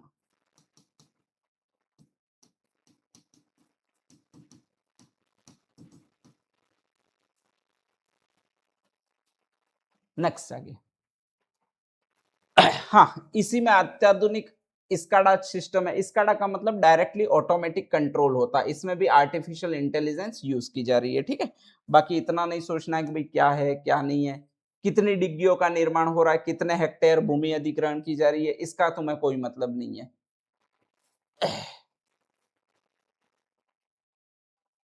हाँ, ये कभी आएगा नहीं। 26 जिलों में लाइट पहुंच रही है, बहुत बढ़िया बात है, लाइट पहुंच रही है तो।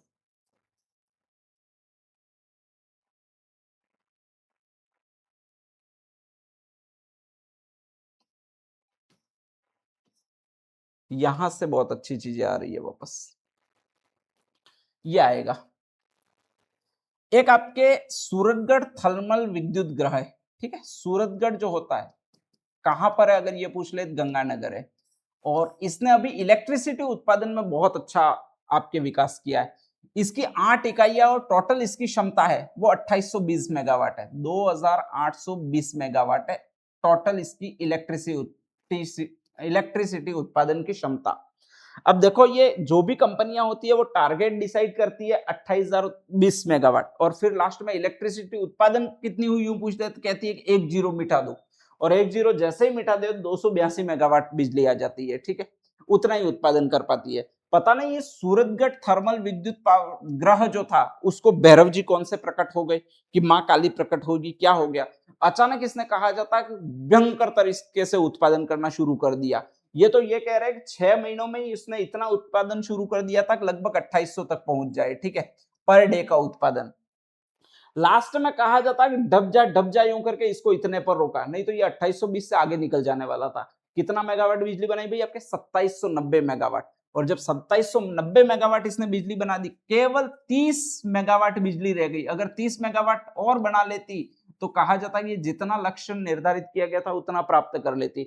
अगले साल हमको लक्ष्य ही साला 2820 की जगह 2,0820 निर्धारित करना पड़ता, ठीक है। तो इतना हम कर भी नहीं पाते, सपने में भी नहीं सोच पाते। तो ऐसी कंडीशन में कहा जाता है कि 2790 मेगावाट का उत्पादन इसने कर दिया।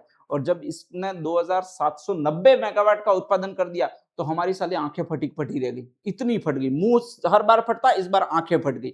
और जैसे ही कहा जाता है आंखें फट गई तो हमने इसको पहला पुरस्कार दे दिया आपके स्पेशली, और इसको मल्टीनेशनल बुक ऑफ रिकॉर्ड में दर्ज करवा दिया।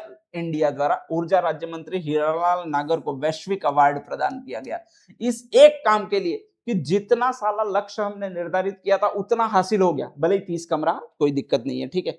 हमने उनको पुरस्कार दिलवा दिया। और कौन सा पुरस्कार दिलवा दिया, मल्टीनेशनल बुक ऑफ रिकॉर्ड द्वारा आपके वैश्विक अवार्ड प्रदान किया गया। हमने जितना कहा था उतना उत्पादन कर दिया। अजीब ढकोसले है, कहा क्यों था इतनी हैरानी होती है तो कि भाई इतना हम करेंगे। हाँ, एक शानदार और चीज है जिसका नाम है थार ड्राई पोर्ट। अब ये है क्या वो सुनो पहले तो। आपके पोर्ट का मतलब होता है बंदरगाह, और बंदरगाह हमेशा समुद्र के किनारे पर रहेगा। आपके यहां पर स्पेशली बंदरगाह है उसको कहा जाता है कांदला बंदरगाह, ठीक है। आपको कोई भी चीजें भेजनी है, मान लो राजस्थान से आपने 50 टन मार्बल या 100 टन मार्बल है आपके पास में राजस्थान में, और उसको अफ्रीका में बेचना है, तो आपको पहले ले जाना पड़ेगा, वो कांडला बंदरगाह ले जाना पड़ेगा। फिर वहां से ये सारा स्टाम्प ड्यूटी या फिर नेक्स्ट आगे जितनी भी कस्टम ड्यूटी वो लगेगी, और फिर वो विदेशों में निर्यात होगा। राजस्थान वालों को बहुत नुकसान होता था क्योंकि राजस्थान में कोई बंदरगाह नहीं है। तो ऐसी कंडीशन को आपने समझा, ऐसी विपत्ति को समझा, वो बज्जूलाल जी शर्मा ने समझा है। और बज्जूलाल जी शर्मा ने कहा कि मेरे रहते ये राजस्थान वाले दुखी नहीं हो सकते। फिर करोगे क्या साहब, तो उन्होंने कहा है कि मैं एक पोर्ट शुरू करूंगा, उसका नाम होगा थार ड्राई पोर्ट। एक चीज और है कि इसमें थार देखकर आप एग्जाम में ये मरुस्थल का जिला मत ढूंढना कि थार ड्राई पोर्ट कहां पर है, और मरुस्थल का जिला ढूंढने बैठे हो, बीकानेर दिया हुआ है एक जिला मरुस्थल का तो ये यहीं पर होगा, ऐसा नहीं है, ठीक है। ये थार ड्राई पोर्ट शुरू किया गया वो हिरनोदा जयपुर में शुरू किया गया है। ये जयपुर की एक जगह हिरनोदा जो कि रेगिस्तानी टाइप ही है, इसीलिए इसका नाम थार ड्राई पोर्ट रखा गया। अब आपको अगर कांदा या अफ्रीका में कोई चीज भिजवानी है तो सिर्फ जयपुर जाना है, हिरनोदा में जाना है, और यहाँ पर सारी आपके कस्टम ड्यूटी वगैरह जितनी भी लगती है उतनी लग जाएगी। वहां पर उस माल को छोड़ देना है, वो बाय ट्रेन फिर सीधा आपके स्पेशली कांदा पोर्ट जाएगा, और कांदा से फिर निर्यात कर दिया जाएगा। ये उस बंदरगाह जो आपके काम कर रहा है उसको देखना है कि वो कैसे जाएगा कैसे नहीं जाएगा, ठीक है। इसका उद्घाटन किसने किया आपके? तो राज्यवर्धन सिंह राठौड़ ने किया। थार ड्राई पोर्ट र से राज्यवर्धन सिंह राठौड़ ने आपके स्पेशली उद्घाटन किया है कहां पर? तो हिरनौदा जयपुर में, ठीक है।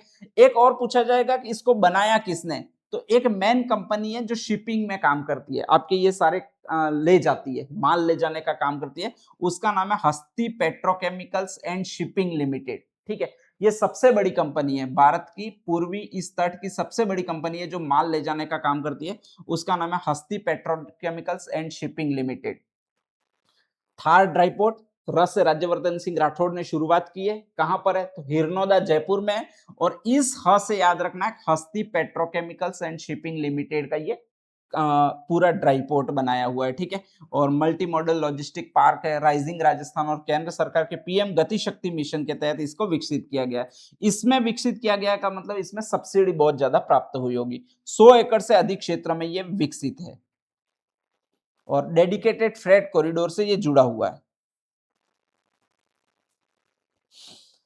अभी सरकार NH62 पूरा पूरा नया बना रही है और 62 नया बना रही है, तो लगभग 60 के आसपास, ये 60 के आसपास 1360 करोड़ रुपया इसमें बजट का प्रावधान रखा गया है और इसको ठेके पर दे दिया गया है, ठीक है।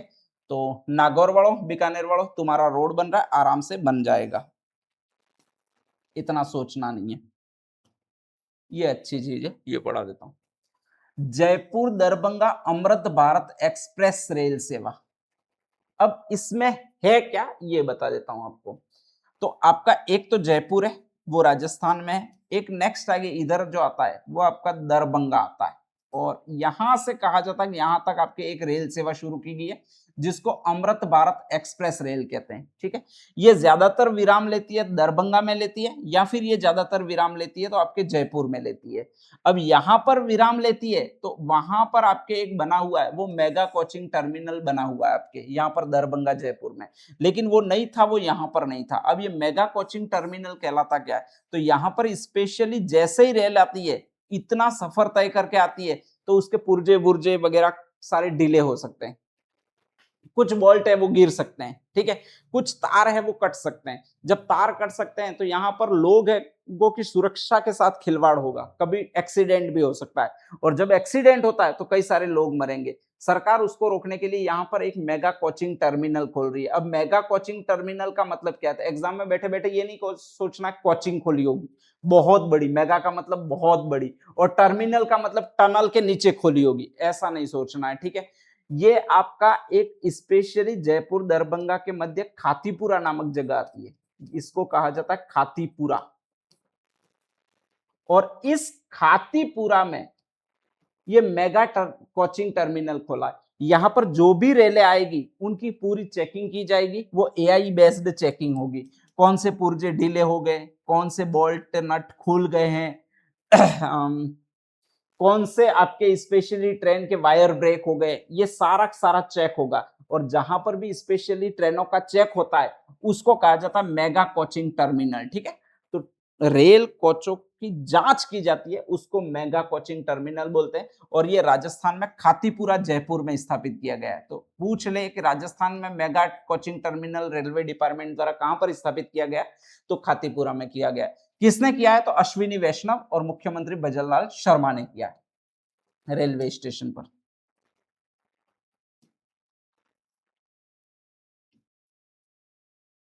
हाँ, यहाँ पर लगभग 450 रेलगाड़ियों का मेंटेनेंस किया जाएगा और 205 करोड़ रुपए से ये खातीपुरा रेलवे स्टेशन पर मेगा टर्मिनल कोचिंग खोला है। Mega terminal, mega coaching terminal, rail की जांच की जाएगी, ठीक है। तो आपके 2-3 पॉइंट हो जाते हैं। एक तो आ जाए थार ड्राईपोर्ट, तो ये आपके है हिरनौदा में, ये ड से याद रखना है, ड ऐसे बना हुआ है, एक ऐसे कर देना, तो ये आ जाएगा हिरनौदा जयपुर में। एक मेगा कोचिंग टर्मिनल खातीपुरा में, ठीक है। और आपके गति शक्ति मॉडल के तहत कार्गो टर्मिनल आपके जो स्थापित किया गया है वो आपके अजमेर में स्थापित किया गया है। ये 3 चीजें नहीं है, इनको याद रख लीजिएगा।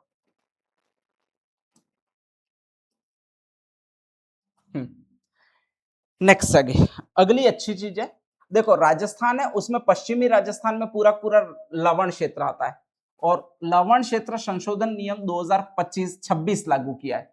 अब ये है क्या, ये सारा बता देता हूं मैं। ये लवण क्षेत्र अधिनियम 2026 या संशोधन अधिनियम 2026 है क्या। पहले क्या था, मान लो मेरा घर रेगिस्तान में है और उसके पास में एक झील है और उस झील से नमक उत्पादन मैं कर सकता हूं, तो उसको लीज पर लेता था। ठीक है, लीज पर लेता था तो हर साल मुझे कुछ ना कुछ रेवेन्यू भरना पड़ता था सरकार में, मतलब राजस्व भरता था। जैसे मैंने इसको 20 लाख की लीज पर ले लिया तो मैं यहां पर नमक उत्पादन करना था, ये यहाँ पर पानी होता था, नमक उत्पादन करता था, तो मुझे हर साल अगर 20 लाख की लीज पर लिया तो हर साल 20 लाख भरना पड़ता था। अब मैं पहले साल तो इसमें नमक उत्पादन करता, दूसरे साल नमक उत्पादन करता, किसी साल बारिश वगैरह नहीं आई तो इस झील में पानी नहीं आया, तो ऐसी कंडीशन में यहाँ पर नमक उत्पादन बंद हो जाता था। तो मैं क्या करता था, उसको छोड़ देता था। ठीक है, अब 20 लाख अगले साल नहीं भरे, इसके अगले साल नहीं भरे, इसके अगले साल नहीं भरे और इसके अगले साल नहीं भरे, 4 सालों तक मैंने रेगुलर 20 लाख रुपए भरे ही नहीं, मतलब रेवेन्यू भरा ही नहीं।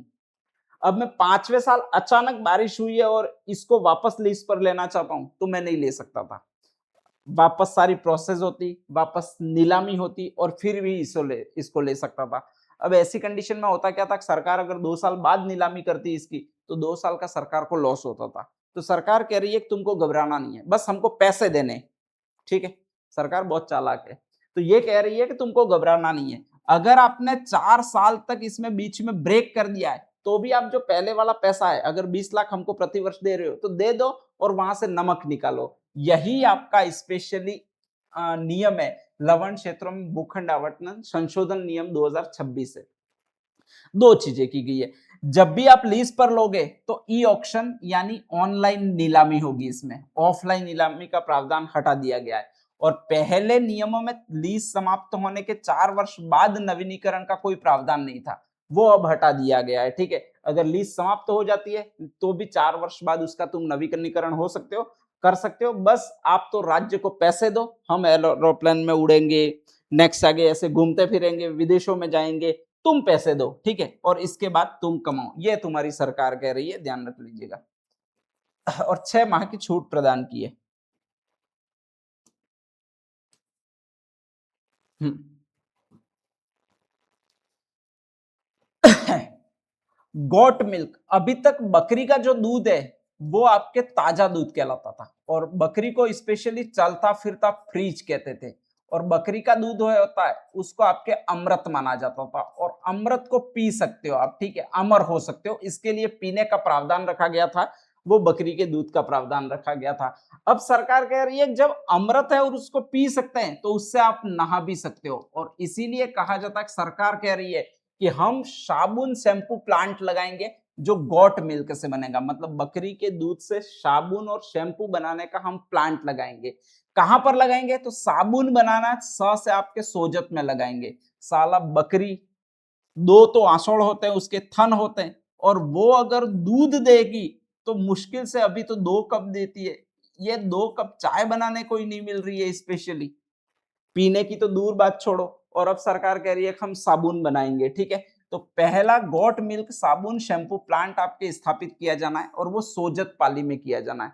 कौन कर रहा है, तो राजस्थान ग्रामीण आजीविका विकास परिषद यानी राजीविका है, जिसकी स्थापना 2010 में हुई है, वो इसमें फंडिंग करेगा।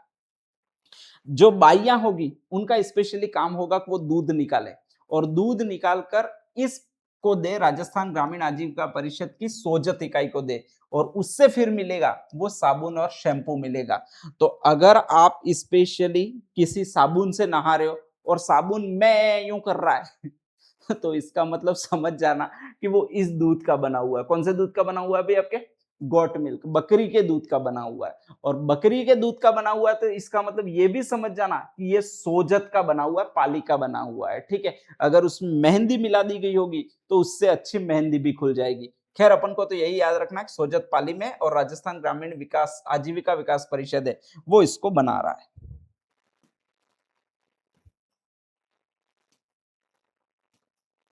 हम्म।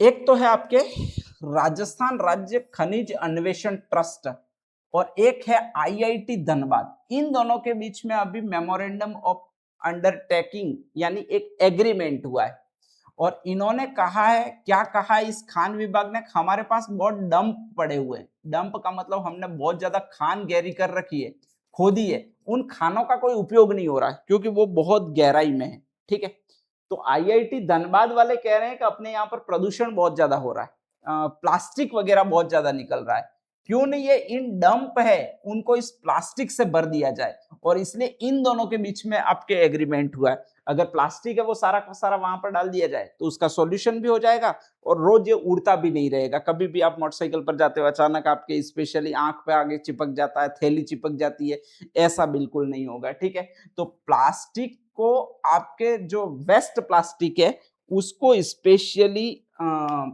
निस्तारण करने के लिए डम्प्स का उपयोग करने की सलाह दे रहा है वो आईआईटी धनबाद दे रहा है। ठीक है, तो इन दोनों के बीच में एक समझौता हुआ है और खनिजों के विशाल ढेर ह्यूज डंप ऑफ मिनरल्स है जिनका अब तक कोई उपयोग नहीं हो रहा है, में उपलब्ध क्रिटिकल वगैरह निकाले जाएंगे इसमें और उसका उपयोग किया जाएगा, उनका पुनर्चक्रण किया जाएगा, व्यावसायिक उत्पादन किया जाएगा। तो किसके मध्य हुआ है यही पूछेगा।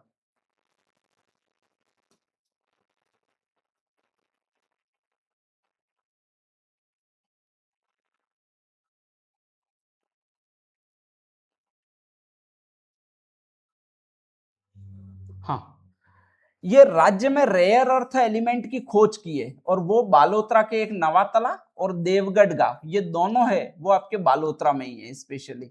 तो वहां पर आपके रेयर अर्थ एलिमेंट्स है जो आपके चिप्स में लगते हैं। चिप्स का मतलब खाने वाली नहीं, कंप्यूटर चिप्स। ठीक है, कंप्यूटर मदरबोर्ड में लगते हैं, मोबाइल फोन में लगते हैं, इन सब में जो भी आपके आईसी चिप्स लगते हैं, इंटीग्रेटेड सर्किट चिप्स, वो जो बने होते हैं वो इस रेयर अर्थ एलिमेंट के बने होते हैं और उनका अभी राजस्थान भी उत्पादन कर रहा है। पहले केवल और केवल चीन उत्पादन कर रहा था, अब राजस्थान भी उत्पादन कर रहा है, जिसमें दो गांव है, एक तो नवातला गांव है और एक देवीगढ़ गांव है। ठीक है, रेयर अर्थ एलिमेंट ही नया है, तो नया है इसलिए नवातला गांव में मिलेगा। और ये जितना भी आर्टिफिशियल इंटेलिजेंस आई है कि दो तीर टकराते हैं, वो पहले देवता ही करते थे, वो भी हो रहा है, वो इसी कमांड के कारण हो रहा है, रेयर अर्थ एलिमेंट के कारण हो रहा है। तो ये देवीगढ़ में हो रहा है, वो भी आपके स्पेशली यहीं पर है, ध्यान रख लीजिएगा।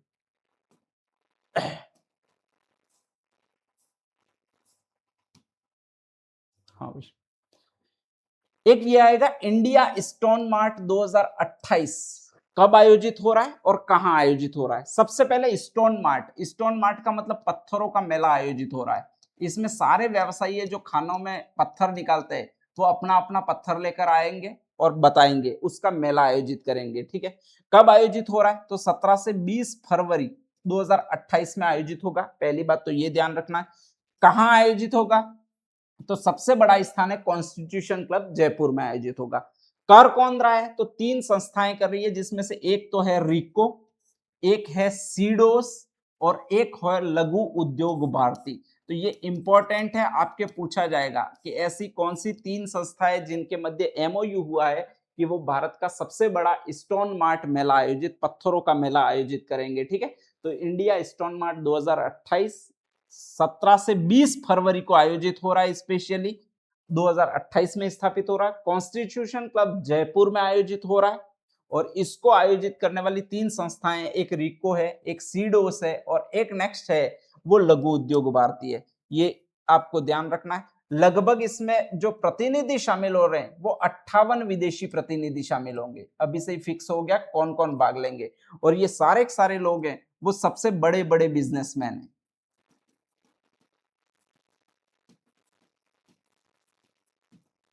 तो आपको ये आसानी से याद रह जाएगा।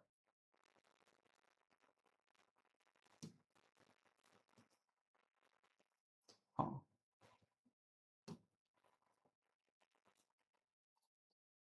ये है क्या वो देखो, नेचर इंटरप्रिटेशन सेंटर। अब ये कहलाता क्या है तो हम कहीं भी घूमने जाते हैं, जैसे सरिस्का टाइगर वन्य अभयारण्य में घूमने गए, वहां पर शेर है, हम जीप में बैठे हुए हैं, तो जीप में बैठे हुए हैं और शेर बेचारा सोया हुआ है, तो जाकर पी पा गाड़ी को करवाएंगे। बाई चांस शेर किसी जू में है तो पत्थर मारेंगे ले यूं करके, ठीक है, शेर दहाड़ेगा उससे हमें मजा आता है, लेकिन बेचारा शेर है उसको ऐसे ऐसे रोज के 500 पत्थर पड़ते होंगे दहाड़ने के लिए, क्योंकि 500 लोग जाते हैं, वो इरिटेट होता है, अपने जीवन से ही इरिटेट होने लगता है और वो कुछ आत्महत्या की कोशिश करता है, खुद को नुकसान पहुंचाता है, अन्य जीवों को नुकसान पहुंचाता है। हम भारतीयों में तमीज तो है नहीं कि किसी का सम्मान करें, बेचारा बैठा हुआ है क्यों उसको छेड़े। अपन तो रास्ते पर चलते हुए कुत्ते को भी पत्थर मार देते हैं, जबकि वो भी चल रहा होता है, अपन भी चल रहे होते हैं। कुत्ता खुद सोचता है साला ये कौन कुत्ता है जो बिना छेड़े मुझे पत्थर मार गया, ठीक है। तो इससे बचने के लिए आपके एक स्थापना की गई है जिसको कहा जाता है नेचर इंटरप्रिटेशन सेंटर। अब इसमें है क्या, तो जो भी आपके ऐसे पशु पक्षी वगैरह हैं उनके प्रति सहृदय व्यवहार करने की आपको ट्रेनिंग दी जाती है। अब सबसे ज्यादा शेर है वो आपके सरिस्का में है, तो इसकी स्थापना की जा रही है वो सरिस्का टाइगर रिजर्व में स्थापना की जा रही है। क्यों की जा रही है कि शेर को देखते हैं हम यूं करते हैं, वो शेर भी हम यूं करता है, तो ऐसी कंडीशन में शेर के नींद में खलल पड़ती है, बेचारा परेशान होता है। तो लोगों को सिखाया जाए कि दूर से ही उसको देखना है, पास नहीं जाना है, ठीक है।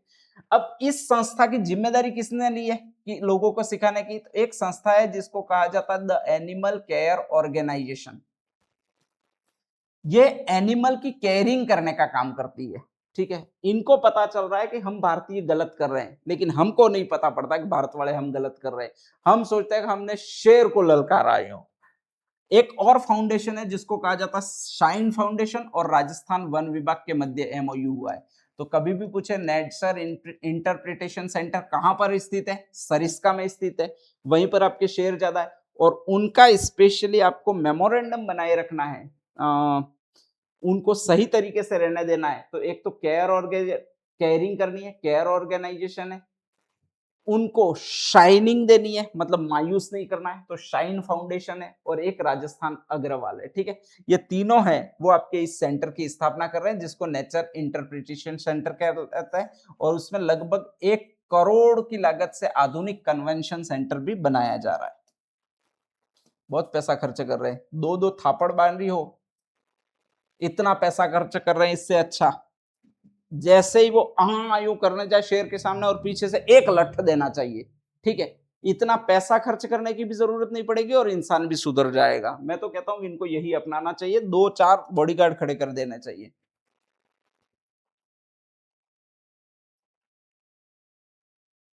ये भी बहुत शानदार चीज है।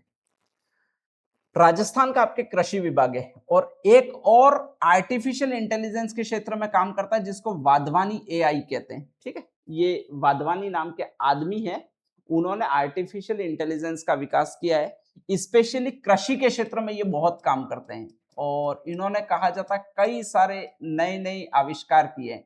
उन्होंने एक ऐप बनाया जिसका नाम है वाधवानी एआई। अगर आपके भी फोन में नहीं है तो आप डाउनलोड कर सकते हो।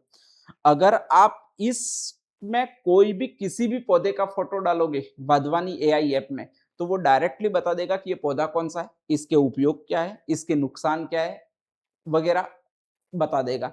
अगर आप किसी भी पौधे की पत्तियों के फोटो डालोगे तो उसमें कौन से पोषक तत्व की कमी है ये ऐप बता देगा, ठीक है।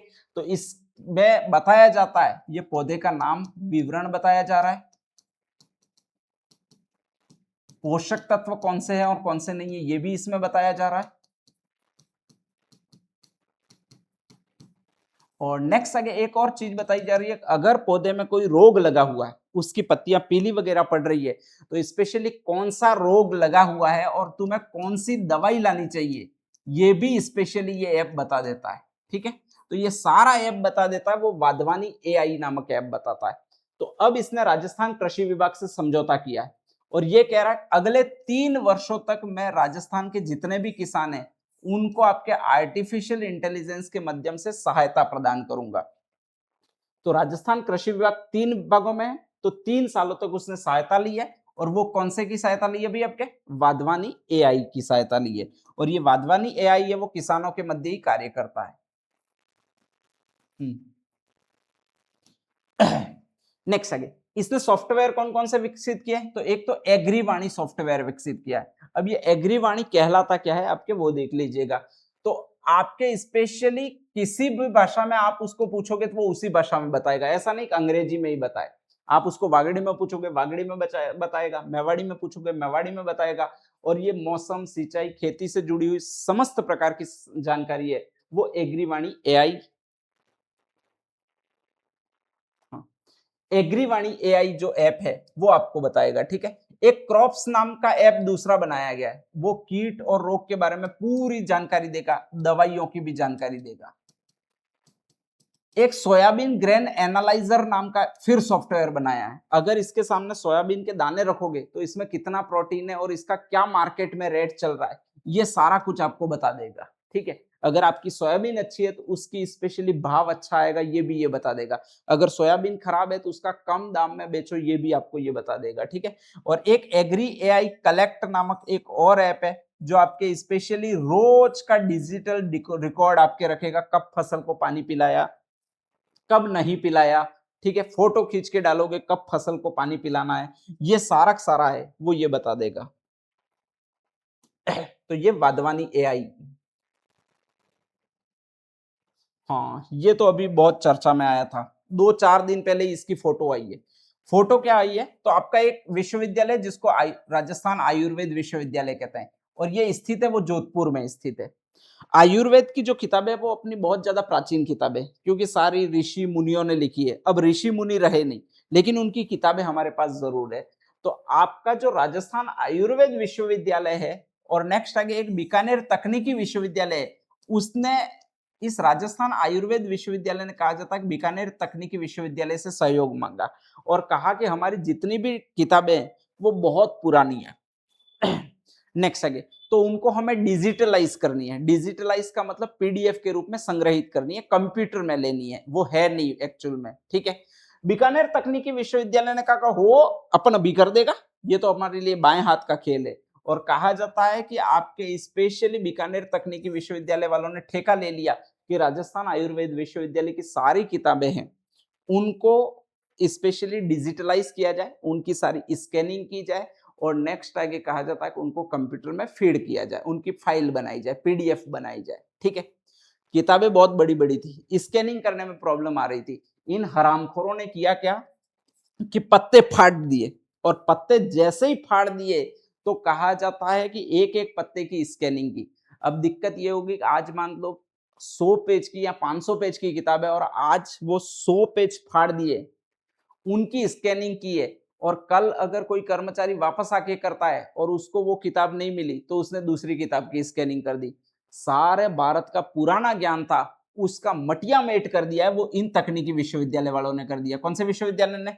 बीकानेर तकनीकी विश्वविद्यालय ने। ठीक है, कभी मिल जाए तो इनके कान पट्टी में चिपकाना कि पूरे भारत का पुराना ज्ञान था उसको एक तरह से खत्म कर दिया है, और उसी से अभी विवाद चल रहा है कि बीकानेर तकनीकी विश्वविद्यालय ने हजारों ऐसी किताबें थी जिनको पूरा पूरा खत्म या तहस नहस कर दिया, जो आगे विज्ञान में बहुत ज्यादा काम आ सकती थी, तो वो इसने किया। तो अभी ये पूछेगा राजस्थान आयुर्वेद विश्वविद्यालय ने पांडुलिपियों के डिजिटलीकरण के लिए आपके किससे समझौता किया था, तो बीकानेर तकनीकी विश्वविद्यालय आपको याद रहना चाहिए। हाँ भाई, राज्यसभा के आपके स्पेशली द्विवार्षिक चुनाव हुए राज्यसभा में जाने के लिए, और 3 लोग राज्यसभा सांसद के रूप में चुने गए, वो आसानी से जीत गए। अ से आपके अलका सिंह है, स से आपके सतीश पुनिया है, और न से आपके नीरज डांगी है। तो ये आपको 3 सांसद याद रह जाने चाहिए कि आसान नाम से है। ठीक है,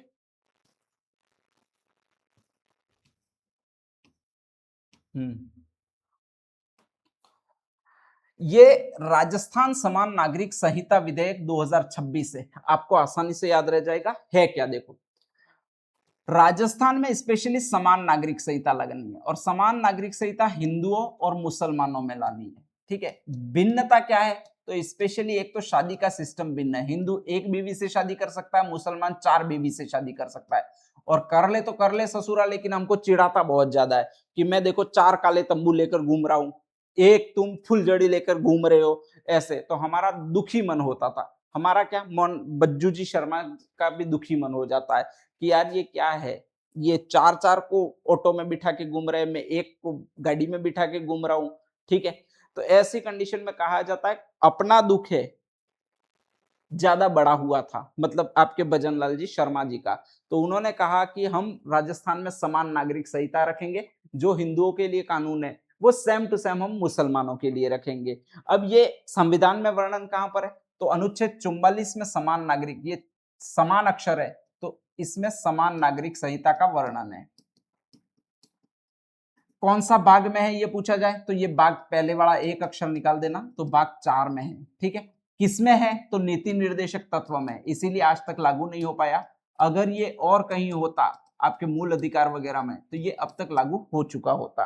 लेकिन अब कह रहे बज्जू जी शर्मा है अपने, वो कह रहे हम समान नागरिक संहिता लागू करेंगे, और उन्होंने एक कमेटी बैठाई है जिसका अध्यक्ष बनाया गया है, वो रंजना प्रकाश देसाई को बनाया गया। अब इसमें क्या है, स्पेशली इस कमेटी में आपके 4 सदस्य हैं, और ये 4 सदस्य नाम कैसे याद रखोगे, तो राजस्थान समान नागरिक संहिता। एक एक अक्षर हर किसी का ले लेना है। देखो एक अक्षर र का ले लिया तो ये आदमी है, राम स्वरूप अग्रवाल इसका सदस्य है। स ले लिया तो एक शत्रुघ्न सिंह इसका अध्यक्ष है।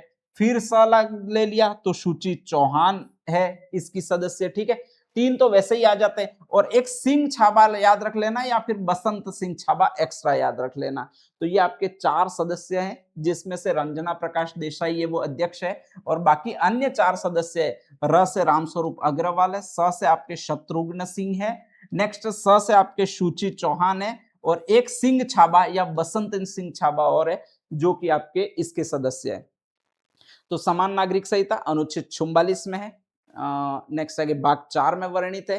राजस्थान ऐसा करने वाला, मतलब कमेटी बनाकर अगर लागू कर देता है तो ये चौथा राज्य होगा। अब तक ये समान नागरिक संहिता जो है वो सबसे पहले लागू करने वाला राज्य गोवा है। सेकंड जो राज्य है वो आपके उत्तराखंड है। थर्ड जो राज्य है वो आपके एक और है जिसको कहा जाता है असम।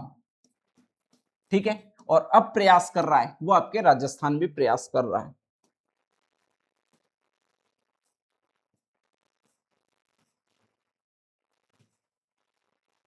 हम्म,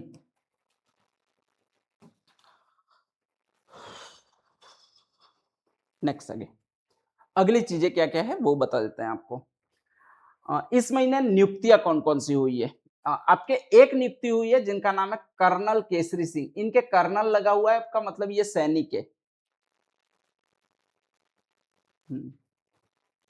ठीक है, पहले आपके स्पेशली सेना में थे, वहां से रिटायरमेंट हुए, और अब कहा जाता है कि राजस्थान लोक सेवा आयोग के इनको कार्यवाहक अध्यक्ष बनाया गया है। इन्होंने लगभग 6500 अभी तक ये नियुक्तियां वगैरह दे चुके हैं, अलग अलग इंटरव्यू वगैरह ले चुके हैं। 2 नए सदस्य भी है, जिसमें से एक का नाम संतोष आनंद है और एक का नाम दीपक शर्मा है। तो अगर 2 नए सदस्य कौन जोड़े गए, संतोष आनंद और दीपक शर्मा है। और नेक्स्ट आगे आपके स्पेशली कौन बनाए गए हैं अगर ये पूछ ले,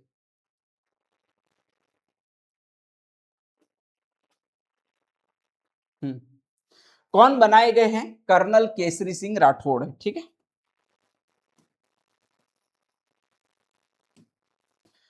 एक और है हनुमान सिंह राठौड़। ये आपके माध्यमिक शिक्षा बोर्ड अजमेर है। वहां पर पहले कहा जाता है कि आपके एक रीट पेपर लीक हुआ था, और रीट पेपर लीक हुआ था तो उसके पहले वाले अध्यक्ष थे, उनका नाम था जारोली साहब। और ये जारोली साहब थे वो बहुत ज्यादा रीट पेपर लीक में गिर गए थे, मतलब इन पर सीधा सीधा आरोप आया था। तो माध्यमिक शिक्षा बोर्ड अजमेर को अपनी साख बचानी थी, और साख बचाने के लिए उन्होंने जो चुना वो हनुमान जी को चुना। ये अजमेर के ही रहने वाले हैं, आपके स्पेशली पहले प्रिंसिपल थे एक स्कूल में, और वहां से रिटायरमेंट हुए। इसके बाद कहा जाता है हनुमान सिंह राठौड़ है वो माध्यमिक शिक्षा बोर्ड अजमेर के अध्यक्ष बने। जब ये अध्यक्ष बने तो मैं भी प्रिंसिपल हूँ साला, मैं भी बनूंगा कभी ना कभी तो। खैर छोड़िएगा, हनुमान सिंह राठौड़ है वो माध्यमिक शिक्षा बोर्ड के अध्यक्ष बने हैं। आपके म से माध्यमिक शिक्षा बोर्ड है, ये याद रख लीजिएगा। ठीक है, एक और आदमी है जिसका नाम है गजेंद्र सिंह शेखावत। रहने वाले हैं वो आपके ये जैसलमेर के रहने वाले हैं।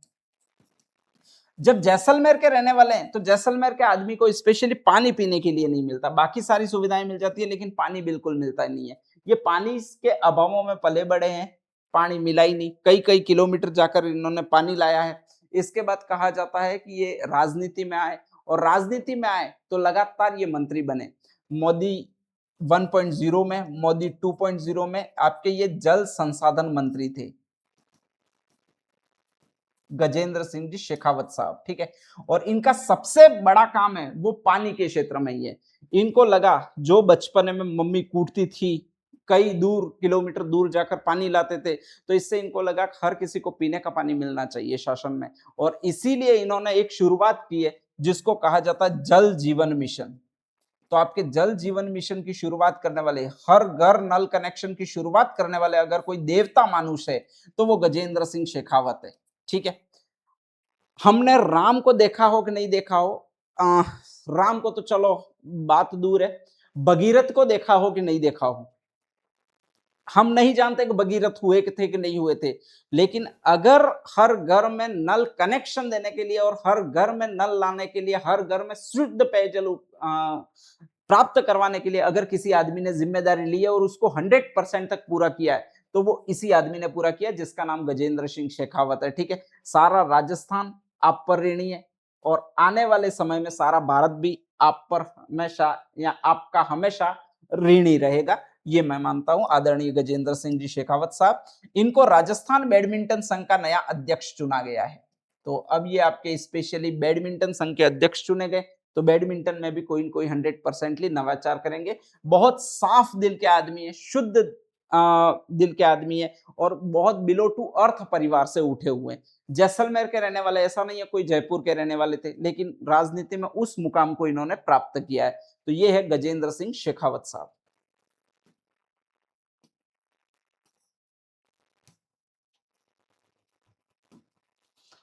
हम एक चीज जरूर कहते हैं कि हमें सुविधाएं नहीं मिली, बाकी हमें प्रतिभाएं बहुत थी, ठीक है। हमारी दब गई, अगर हमको सुविधाएं मिली होती तो पता नहीं हम किस मुकाम पर होते। सारी सारी गलत बातें। कभी भी प्रतिभा किसी सुविधा की मोहताज नहीं होती, और ये अगर किसी ने साबित किया है तो आपके गवरी देवी ने साबित किया है। पाली की ये मान गई का है, बाड़मेर के कोरना गांव में जन्म है। कोरना गांव में कोरोना भी नहीं जाता ऐसा गांव था, बाकी तो सब जाए तब जाए, लेकिन कोरोना भी उस कोने में नहीं जाता था, ठीक है। वहां पर इनका जन्म हुआ है और कहा जाता है कि प्रतिभा थी बचपन से, तो ये एक गायिका बनी जिनको कहा जाता है मांड गायिका। और ये इतना सुंदर या खूबसूरत आपके स्वर में गाती थी कि इनको मरु कोकिला नाम दिया गया। इनका सबसे फेमस गीत है वो केसरिया बालम पधारो मारे देश में, डोला थारे देश में उपजे रेत में, सोना उपजे रेत में। ऐसी ऐसी पंक्तियां है, ये आगे लिख दे रहा हूं, सोना उपजे रेत में। ऐसी आपके पंक्तियां को जो गाया है वो गवरी देवी ने गाया है, ठीक है। तो पाली की मान गायिका के नाम से प्रसिद्ध है। केसरिया बालम पधारो मारे देश, डोला तारे देश में, सोना उपजे रेत में। ये पाली जिले ने इनके सम्मान में कहा जाता है कि एक गवरी नगर बसाया, मतलब एक नए नगर का ही नामकरण कर दिया। वास्तव में इनका किया भी जाना चाहिए। मैं तो कहता हूँ पाली जिला के नाम आपके स्पेशली गवरी जिला कर दिया जाना चाहिए, तो ये बढ़िया रहेगा, ठीक है। तो इनका नाम है वो स्पेशली गवरी देवी है और ये पाली जिले की रहने वाली है।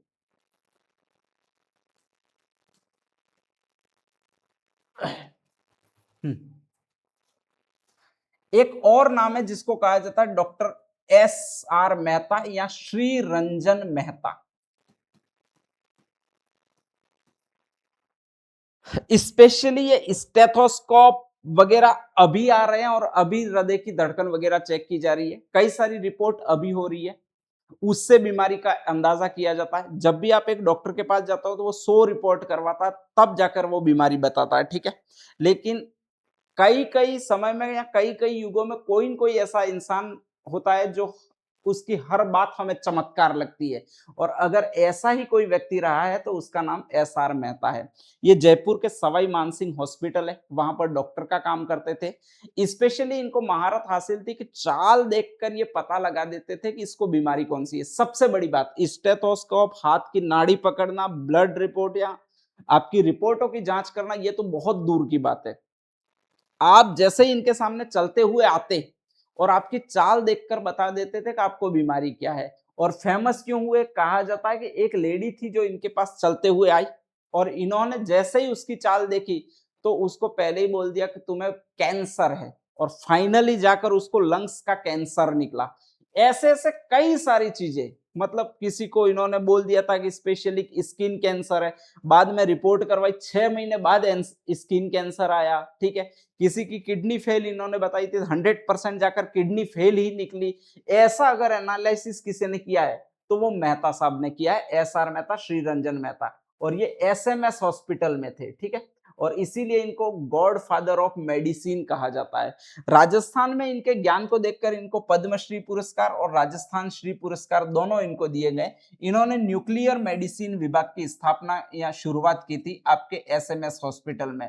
जो फारूक अब्दुल्ला है आपके स्पेशली CM यानी चीफ मिनिस्टर रहा है आपके जम्मू कश्मीर का, वो भी इनका शिष्य था। और सबसे सटीक अगर किसी ने डायग्नोसिस की है, बिना रिपोर्टों के, बिना हाथ की नस पकड़े, सबसे सटीक इन्होंने अगर बताया है, किसी ने अगर बताया है कि इसको ये बीमारी है, तो वो इसी आदमी ने बताया, SR मेहता। और अगर ये किसी को कह देते थे कि तू ठीक हो जाएगा, तो मरीज था वो भगवान से ज्यादा इन पर विश्वास कर लेता था। हाँ, डॉक्टर साहब ने कहा तो मैं ठीक हो जाऊंगा। इतनी इनकी प्रसिद्धि थी, वो मेहता साहब की प्रसिद्धि थी। वो SMS हॉस्पिटल जयपुर में रहे हैं।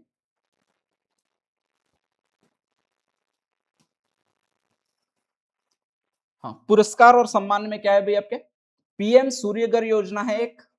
इसमें आपके स्पेशली हर घर पे सोलर पैनल लगाना है, और इसमें राजस्थान ने बेहतरीन काम किया है। इसलिए इस सोलर पैनल लगाने के उपलक्ष्य में सोलर यूं लिखा हुआ है, तो आपके राजस्थान को पुरस्कार मिले वो 6 पुरस्कार मिले। 6 पुरस्कार सूर्य घर योजना में सोलर पैनल लगाने के बेस्ट काम करने के उपलक्ष्य में आपके राजस्थान को मिले हैं। कहा जाता है कि इसमें आपके सोलर पैनल लगाने और आवेदन और इंस्टॉलेशन के मामले में, आवेदन करने और सोलर पैनल इंस्टॉलेशन करने के मामले में राजस्थान पूरे देश में भारत में सेकंड स्थान पर है, ठीक है। तो दूसरा पुरस्कार तो इंस्टॉलेशन के मामले में मिला है आपको, और टोटल उसको पुरस्कार मिले वो 6 पुरस्कार इसको प्राप्त हुए हैं।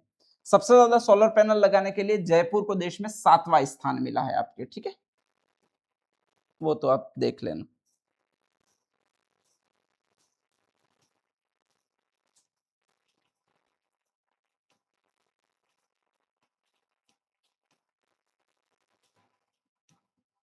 हम्म।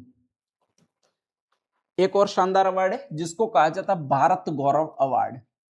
स्पेशली कहा जाता है ऑस्ट्रेलिया में ये प्रदान किया जाता है, parliament of Victoria, Melbourne, Australia में। एक संस्था है जिसको संस्कृति युवा संस्था कहते हैं। वो एक एग्जाम वगैरह कंडक्ट कराती है। जो भी भारत के बारे में ज्यादा जानता है उसको भारत गौरव अवार्ड प्रदान किया जाता है, और ये 13वां संस्करण था। इसमें 4 विभूतियों से कुल 25 भारतीयों को यह अवार्ड प्रदान किया गया।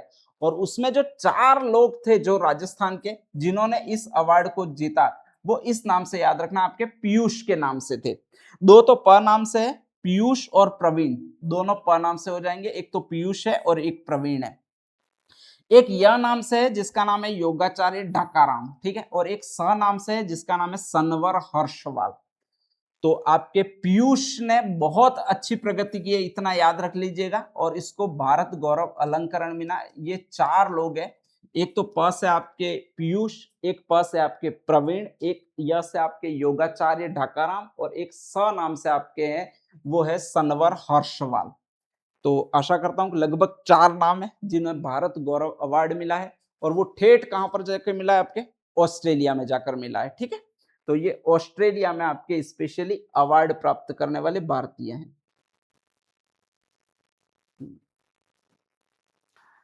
एक और अवार्ड है जिसको कहा जाता है अटल भारत गौरव सम्मान। अब ये है क्या, सबसे पहले ये देखना है। तो आपके विश्व मोहन भट्ट हैं, उनके ही बेटे हैं, उनका नाम है सलील विश्व मोहन भट्ट। इस विश्व मोहन भट्ट ने आपकी एक वीणा का आविष्कार किया था जिसको कहा जाता है मोहन वीणा, ठीक है।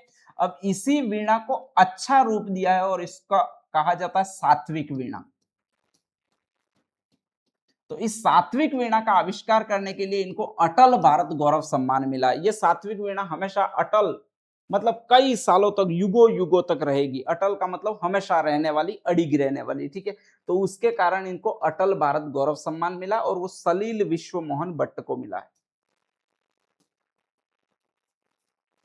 हाँ, pride of Rajasthan award 2026 Jaipur में इसका समारोह आयोजित किया गया था। और नेक्स्ट आगे नारी सशक्तिकरण के क्षेत्र में यह पुरस्कार मिला जाता है जिसका नाम है प्राइड ऑफ राजस्थान, मतलब राजस्थान का गर्व सम्मान। ठीक है, इसमें कहा जाता है कि कथक नृत्य की नृत्यांगना है जिसका नाम है जंकृति जैन। जंकृति इतनी जनकार करती है, कथक नृत्य करती है कि इनको specially pride of Rajasthan government award मिला है और ये जयपुर की रहने वाली है। ठीक है, दूसरी एक और लड़की है जिसका नाम है किरण चौधरी, फैशन डिजाइनर है, इनको भी आपके specially pride of Rajasthan awards मिला है। तो प्राइड ऑफ अवार्ड राजस्थान में दो नाम याद रखने, एक तो याद रखना है जंकृति जैन और एक नाम याद रखना है किरण चौधरी। और इसको याद रखना है कथक के क्षेत्र में अद्भुत काम करने के कारण इसको अवार्ड मिला है।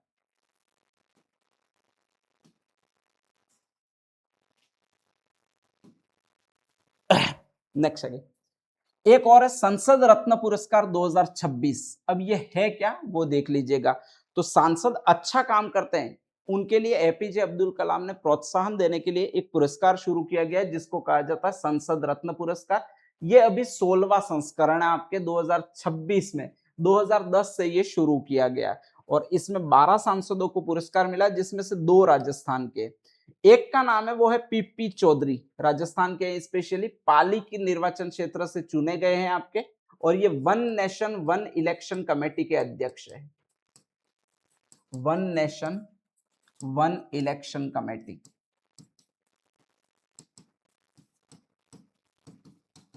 इन्होंने बहुत अच्छा काम किया है खर्चे को, चुनाव में खर्चे को घटाने के लिए, इसलिए इनको ये पुरस्कार मिला पीपी चौधरी को। लुम्बाराम चौधरी जालौर और सिरोही में माही का पानी ले जाने के लिए आवाज उठा चुके हैं।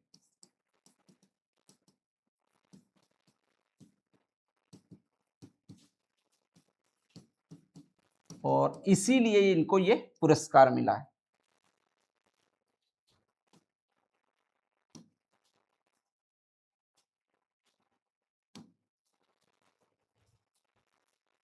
नेक्स्ट आगे, हाँ, कुछ ऐसी सम्मानित संसदीय समितियां भी है, समितियों को भी ये पुरस्कार दिया गया जिसमें से 4 समितियां हैं। ठीक है, और जो 4 समितियां उसमें 2 तो का नाम वाली है, एक कृषि समिति है आपके स्पेशली और नेक्स्ट एक और आएगी जिसको कहा जाता है कोयला समिति। तो 2 तो का नाम वाली है। ठीक है, एक वित्त समिति है और एक नेक्स्ट आगे ग्रामीण विकास एवं पंचायती राज समिति है। तो आपके 4 समितियां हैं, ये ध्यान रखनी है। और ये 4 समितियां है उसको ध्यान रखना है, 2 तो का नाम से कोयला और कृषि, ये कृषि समिति है, ये नेक्स्ट आगे कोयला समिति है। अगली जो है वो आपके पंचायती राज समिति है और नेक्स्ट आगे एक और समिति है उसको कहा जाता है वित्त समिति। और इन सभी को भी स्पेशली मिला है वो ग्रामीण राज और पंचायती राज पुरस्कार, ये आपके सांसद रत्न सम्मान मिला है। तो 4 तो समितियां याद रखनी है और 2 आपके स्पेशली ये सांसद याद रखने हैं जिसमें से एक है वो आपके पीपी चौधरी है और एक जो है वो आपके माननीय लुम्बाराम जी है।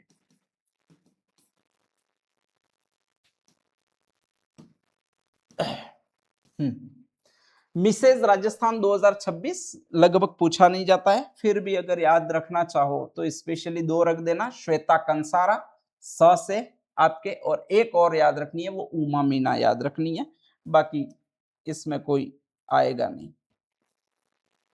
हाँ भाई, ये इंपॉर्टेंट कर देना, जितना इंपॉर्टेंट कर सको उतना इंपॉर्टेंट कर देना, जितने तारे बना सको उतने कर देना। ठीक है, टोबैको फ्री का जो पुरस्कार मिला है, टोबैको फ्री का मतलब आपके स्पेशली कहा जाता है कि तंबाकू मुक्त राष्ट्रीय चैलेंज का राष्ट्रीय पुरस्कार। सभी जिलों में कहा गया था कि आपको तंबाकू फ्री करनी है और उसमें सबसे अच्छा काम किया है वो आपके टोंक जिले ने किया है। ठीक है, तो तंबाकू में टी आता है, टोबैको में, इसमें अच्छा काम करने वाला जिला वो टो सही है, टोंक जिला। और टोंक जिले की जो स्कूल है उसका नाम है राहोली स्कूल। यहां पर राह में आपके स्पेशली बच्चों को चेक किया कि कहीं तंबाकू का पड़ीका छोड़ के नहीं आते, तंबाकू का पाउच कहीं और पत्थरों के नीचे डाल के नहीं आते, और सारे बच्चों को स्पेशली राह में ही तंबाकू छुड़वा दिए। रोज राह में स्पेशली कहा जाता है कि वहां पर रैलियां आयोजित की है और पूरे गांव में तंबाकू छुड़वा दिए। ऐसा अच्छा काम किया है वो पीएम श्री राजकीय उच्च माध्यमिक विद्यालय राहोली ने किया है। तो आपके ये आएगा टोबैको फ्री स्कूल चैलेंज राष्ट्रीय पुरस्कार कौन से विद्यालय को प्रदान किया गया है? राहोली को प्रदान किया गया है। एक और है काजरी, ये जोधपुर में centre arid zone research institute इसका नाम है, जोधपुर है। इसने कहा जाता है कि बेंगलुरु में अपनी बैठक आयोजित की थी और मोठ और ग्वार दो फसलों के अनुसंधान के लिए बेहतरीन कार्य करने के लिए सर्वश्रेष्ठ केंद्र पुरस्कार प्राप्त किया है। ठीक है, तो काजरी ने जो दो फसलें आपको याद रखनी है वो आपको ये याद रखनी है, मूंग यूं याद रख देना। तो एक तो म से आपके रह जाएगी वो मोट रह जाएगी, एक ग से आपके याद रह जाएगी वो आपके ग्वार रह जाएगी। ठीक है, और उसके लिए आपको सर्वश्रेष्ठ केंद्र पुरस्कार से सम्मानित किया गया, वो काजरी को किया गया है। तो ये काजरी है वो मोठ और ग्वार के अनुसंधान में विशेष महत्व रखती है या फिर विशेष पुरस्कार दिया गया है।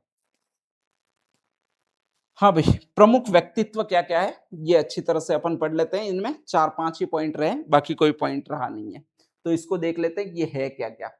आपके एक नाम है डॉक्टर मंजू बागमार। हाँ, मंजू बागमार, ठीक है। ये नागौर साइड की रहने वाली है, स्पेशली अभी बाल कल्याण मंत्री है, महिला एवं बाल विकास मंत्री भी यही है। तो मंजू बागमार म से महिला एवं बाल विकास मंत्री है। अपन सोचते हैं कि ये जब मंत्री है तो क्या ही पढ़ी लिखी होगी, कोई अंगूठा छाप बन गई होगी। ये आपके मीरा, आपके मोहनलाल सुखाड़िया यूनिवर्सिटी है, इसकी असिस्टेंट प्रोफेसर रही है। बहुत तेज दिमाग की है, दर्शन शास्त्र फिलोसॉफी इनमें इन्होंने एमए किया हुआ है, असिस्टेंट प्रोफेसर रही हुई है। इसके बाद इन्होंने चुनाव लड़ा और नेक्स्ट आगे कहा जाता है मंजू बागमार जो है वो आपके इलेक्शन में जीती है 2 बार और महिला एवं बाल विकास मंत्री बनी है। इनको अभी बहुत अच्छा काम करने के कारण कहा जाता है कि world of book of record के द्वारा सम्मानित किया गया और वो लंदन में सम्मानित किया गया। तो आपको याद रखना है बाल महिला एवं बाल विकास मंत्रालय में अच्छा काम करने के लिए मंजू बागमार को पुरस्कार दिया गया है, वो वर्ल्ड बुक ऑफ रिकॉर्ड से सम्मानित किया गया है। ठीक है, नेक्स्ट आगे अगला कौन सा है वो देखिएगा। कैप्टन कमल राम एक करौली के रहने वाले हैं। कहा जाता है कि उन्होंने प्रथम विश्व युद्ध में भाग लिया था, इसलिए इटली के शहर कैसिनो में इनकी भव्य प्रतिमा लगी है। तो कैसिनो में जिसकी भव्य प्रतिमा लगी है वो क से कमल राम ही है। कैसिनो कमल राम, कैसिनो कमल राम याद कर लीजिएगा, कैसिनो कमल राम है। ठीक है, कैसिनो में प्रतिमा लगी है वो कमल राम की है। हाँ, अरोड़ा साहब को राष्ट्रपति पुलिस पदक मिला है, वो आपके अमित शाह जी ने प्रदान किया है। ठीक है, ये मानवर्धन सिंह कुर्की है, ये डायरेक्टली मीरा के 23वीं पीढ़ी के वंशज है और उनका नाम है मानवर्धन सिंह कुर्की। इनका जन्म हुआ वो कुर्की गांव में हुआ है और कहा जाता है द आर्ट ऑफ लिविंग मतलब आपके जीने की कला जिसको श्री रविशंकर चला रहे हैं, ठीक है, उसमें उत्कृष्ट कार्य करने के लिए यूथ लीडरशिप अवार्ड मिला है। तो यूथ लीडरशिप अवार्ड किसको मिला है? तो मानवर्धन सिंह कुर्की, ये छोटे है, इनको मिला है। ठीक है, नेक्स्ट आगे अगला चीज जो है वो आपका एक और है अतिक्ष लाखोटिया। ये तो बेचारा छोटा है, छोटा बच्चा है, अभी शायद 5 साल का कैसा कुछ है और इसने कहा जाता है कि 5 मिनट में 500 मीटर की दूरी तय की, हर मिनट में 100 मीटर की स्क्वेटिंग में दूरी तय करके बहुत अच्छा रिकॉर्ड बनाया। तो इंडिया बुक ऑफ रिकॉर्ड में दर्ज हुआ है। तो याद रखना अतिक्ष लाखेटिया किशनगढ़ का रहने वाला है, मात्र 5-6 साल का ही है। ठीक है, सॉरी 5-6 साल तो मैं बहुत ज्यादा कह रहा हूँ, 2 साल का है। तो अतिक्ष लाखेटिया 2 साल का है और 5 मिनट में लगभग 500 मीटर की दूरी तय की है और विश्व बुक ऑफ रिकॉर्ड में दर्ज नाम करवाया है। नेक्स्ट आगे एक सबसे अच्छा मुझे इस करंट अफेयर्स में लगा वो अपना घर आश्रम योजना है। दो आपके स्पेशली डॉक्टर साहब है, भारद्वाज और माथुरी भारद्वाज, मिस्टर भारद्वाज एंड माधुरी भारद्वाज।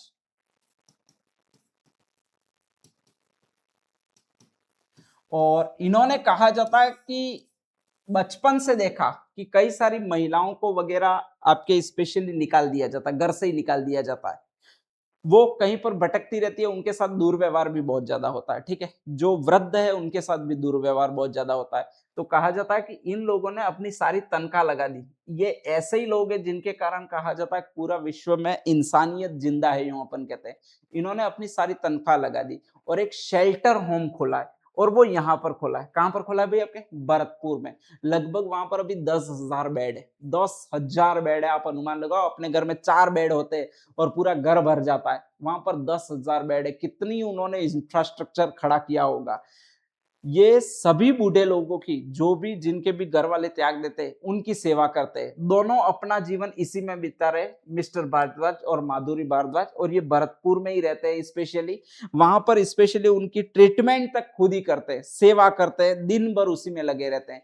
किसी से 1 रुपया नहीं लेते हैं। अगर कोई देना चाहे तो निश्चित रूप से दे सकता है, ये आपके ओपन है। बाकी ऐसा नहीं है कि वहां पर प्राइस वगैरह ली जाती है, ठीक है। और सबसे बड़ी बात, जो भी आपके बूढ़ा जाता है तो ऐसा नहीं होता है कि ए बूढ़ा तू इधर आ जा, ऐसा नहीं होता है। वृद्ध भी नहीं बोला जाता है, बल्कि उन सभी बूढ़े लोगों को बोला जाता है, वो प्रभु जी बोला जाता है। वास्तव में ऐसा नेक काम करने वाली संस्थाएं अगर इंडिया में हो या फिर ऐसे लोग हो, तो बहुत देश उन्नति कर सकता है। ये इन्हीं के कारण अपन कहते हैं कि इंसानियत जिंदा है, या फिर इसी के कारण कहा जाता है कि प्रभु राम ने कभी अवतार लिया था, या अगर कोई कह देता है कृष्ण ने कभी अवतार लिया था, यूं कोई कह देता है, तो हम जट से मान लेते हैं, वो इन लोगों के कारण ही मान लेते हैं। बाकी तो यही माना जाता है कि रावण ने अवतार जरूर लिया होगा इस पृथ्वी पर, बाकी राम तो आएंगे नहीं, आए नहीं होंगे। तो ये अपना घर आश्रम एक योजना चला रहे हैं, और वो आपके भरतपुर में चला रहे हैं। दुनिया का सबसे बड़ा शेल्टर होम है, सबसे बड़ा शेल्टर होम है दुनिया का, ठीक है। वो अपना घर आश्रम वाला है, और ये भरतपुर में सबसे इंपॉर्टेंट है, अपना घर आश्रम भरतपुर। मैं तो चाहता हूं कि और कोई आपके एग्जामिनर पूछे या नहीं पूछे करंट अफेयर्स में, लेकिन इसको जरूर पूछना चाहिए। अपना घर आश्रम योजना को चलाने वाली दंपति का नाम क्या है, और नेक्स्ट आगे ये कहां पर चलाया जा रहा है, नेक्स्ट वहां पर वृद्ध लोगों को नाम क्या दिया जाता है, तो प्रभु जी नाम दिया है। ये 100% एग्जामिनर को पूछना चाहिए, और ऐसी चीजें किताबों में हर हमेशा चलनी चाहिए, ताकि इंसानियत बनी रह सके। उत्तर पश्चिम रेलवे ने आपके स्पेशली स्वच्छ पखवाड़ा अभियान शुरू किया 2025 में, और इसमें दूसरा स्थान प्राप्त किया है। तो उत्तर यूं ऊ आता है, तो ये दूसरा में भी ऊ आएगा, और ये दूसरा स्थान है, ठीक है, ध्यान रख लीजिएगा। द्विज तोड़ी है, उसने साइंस एंड इंजीनियरिंग फेयर आयोजित किया गया था, इसमें तीसरा ग्रैंड अवार्ड दिया है। तो द्विज का मतलब दूसरा होता है, और उसने तीसरा अवार्ड जीता है, ठीक है। अभिमन्यु निर्बाण है, उनको राष्ट्रीय उत्कृष्टता पुरस्कार मिला है।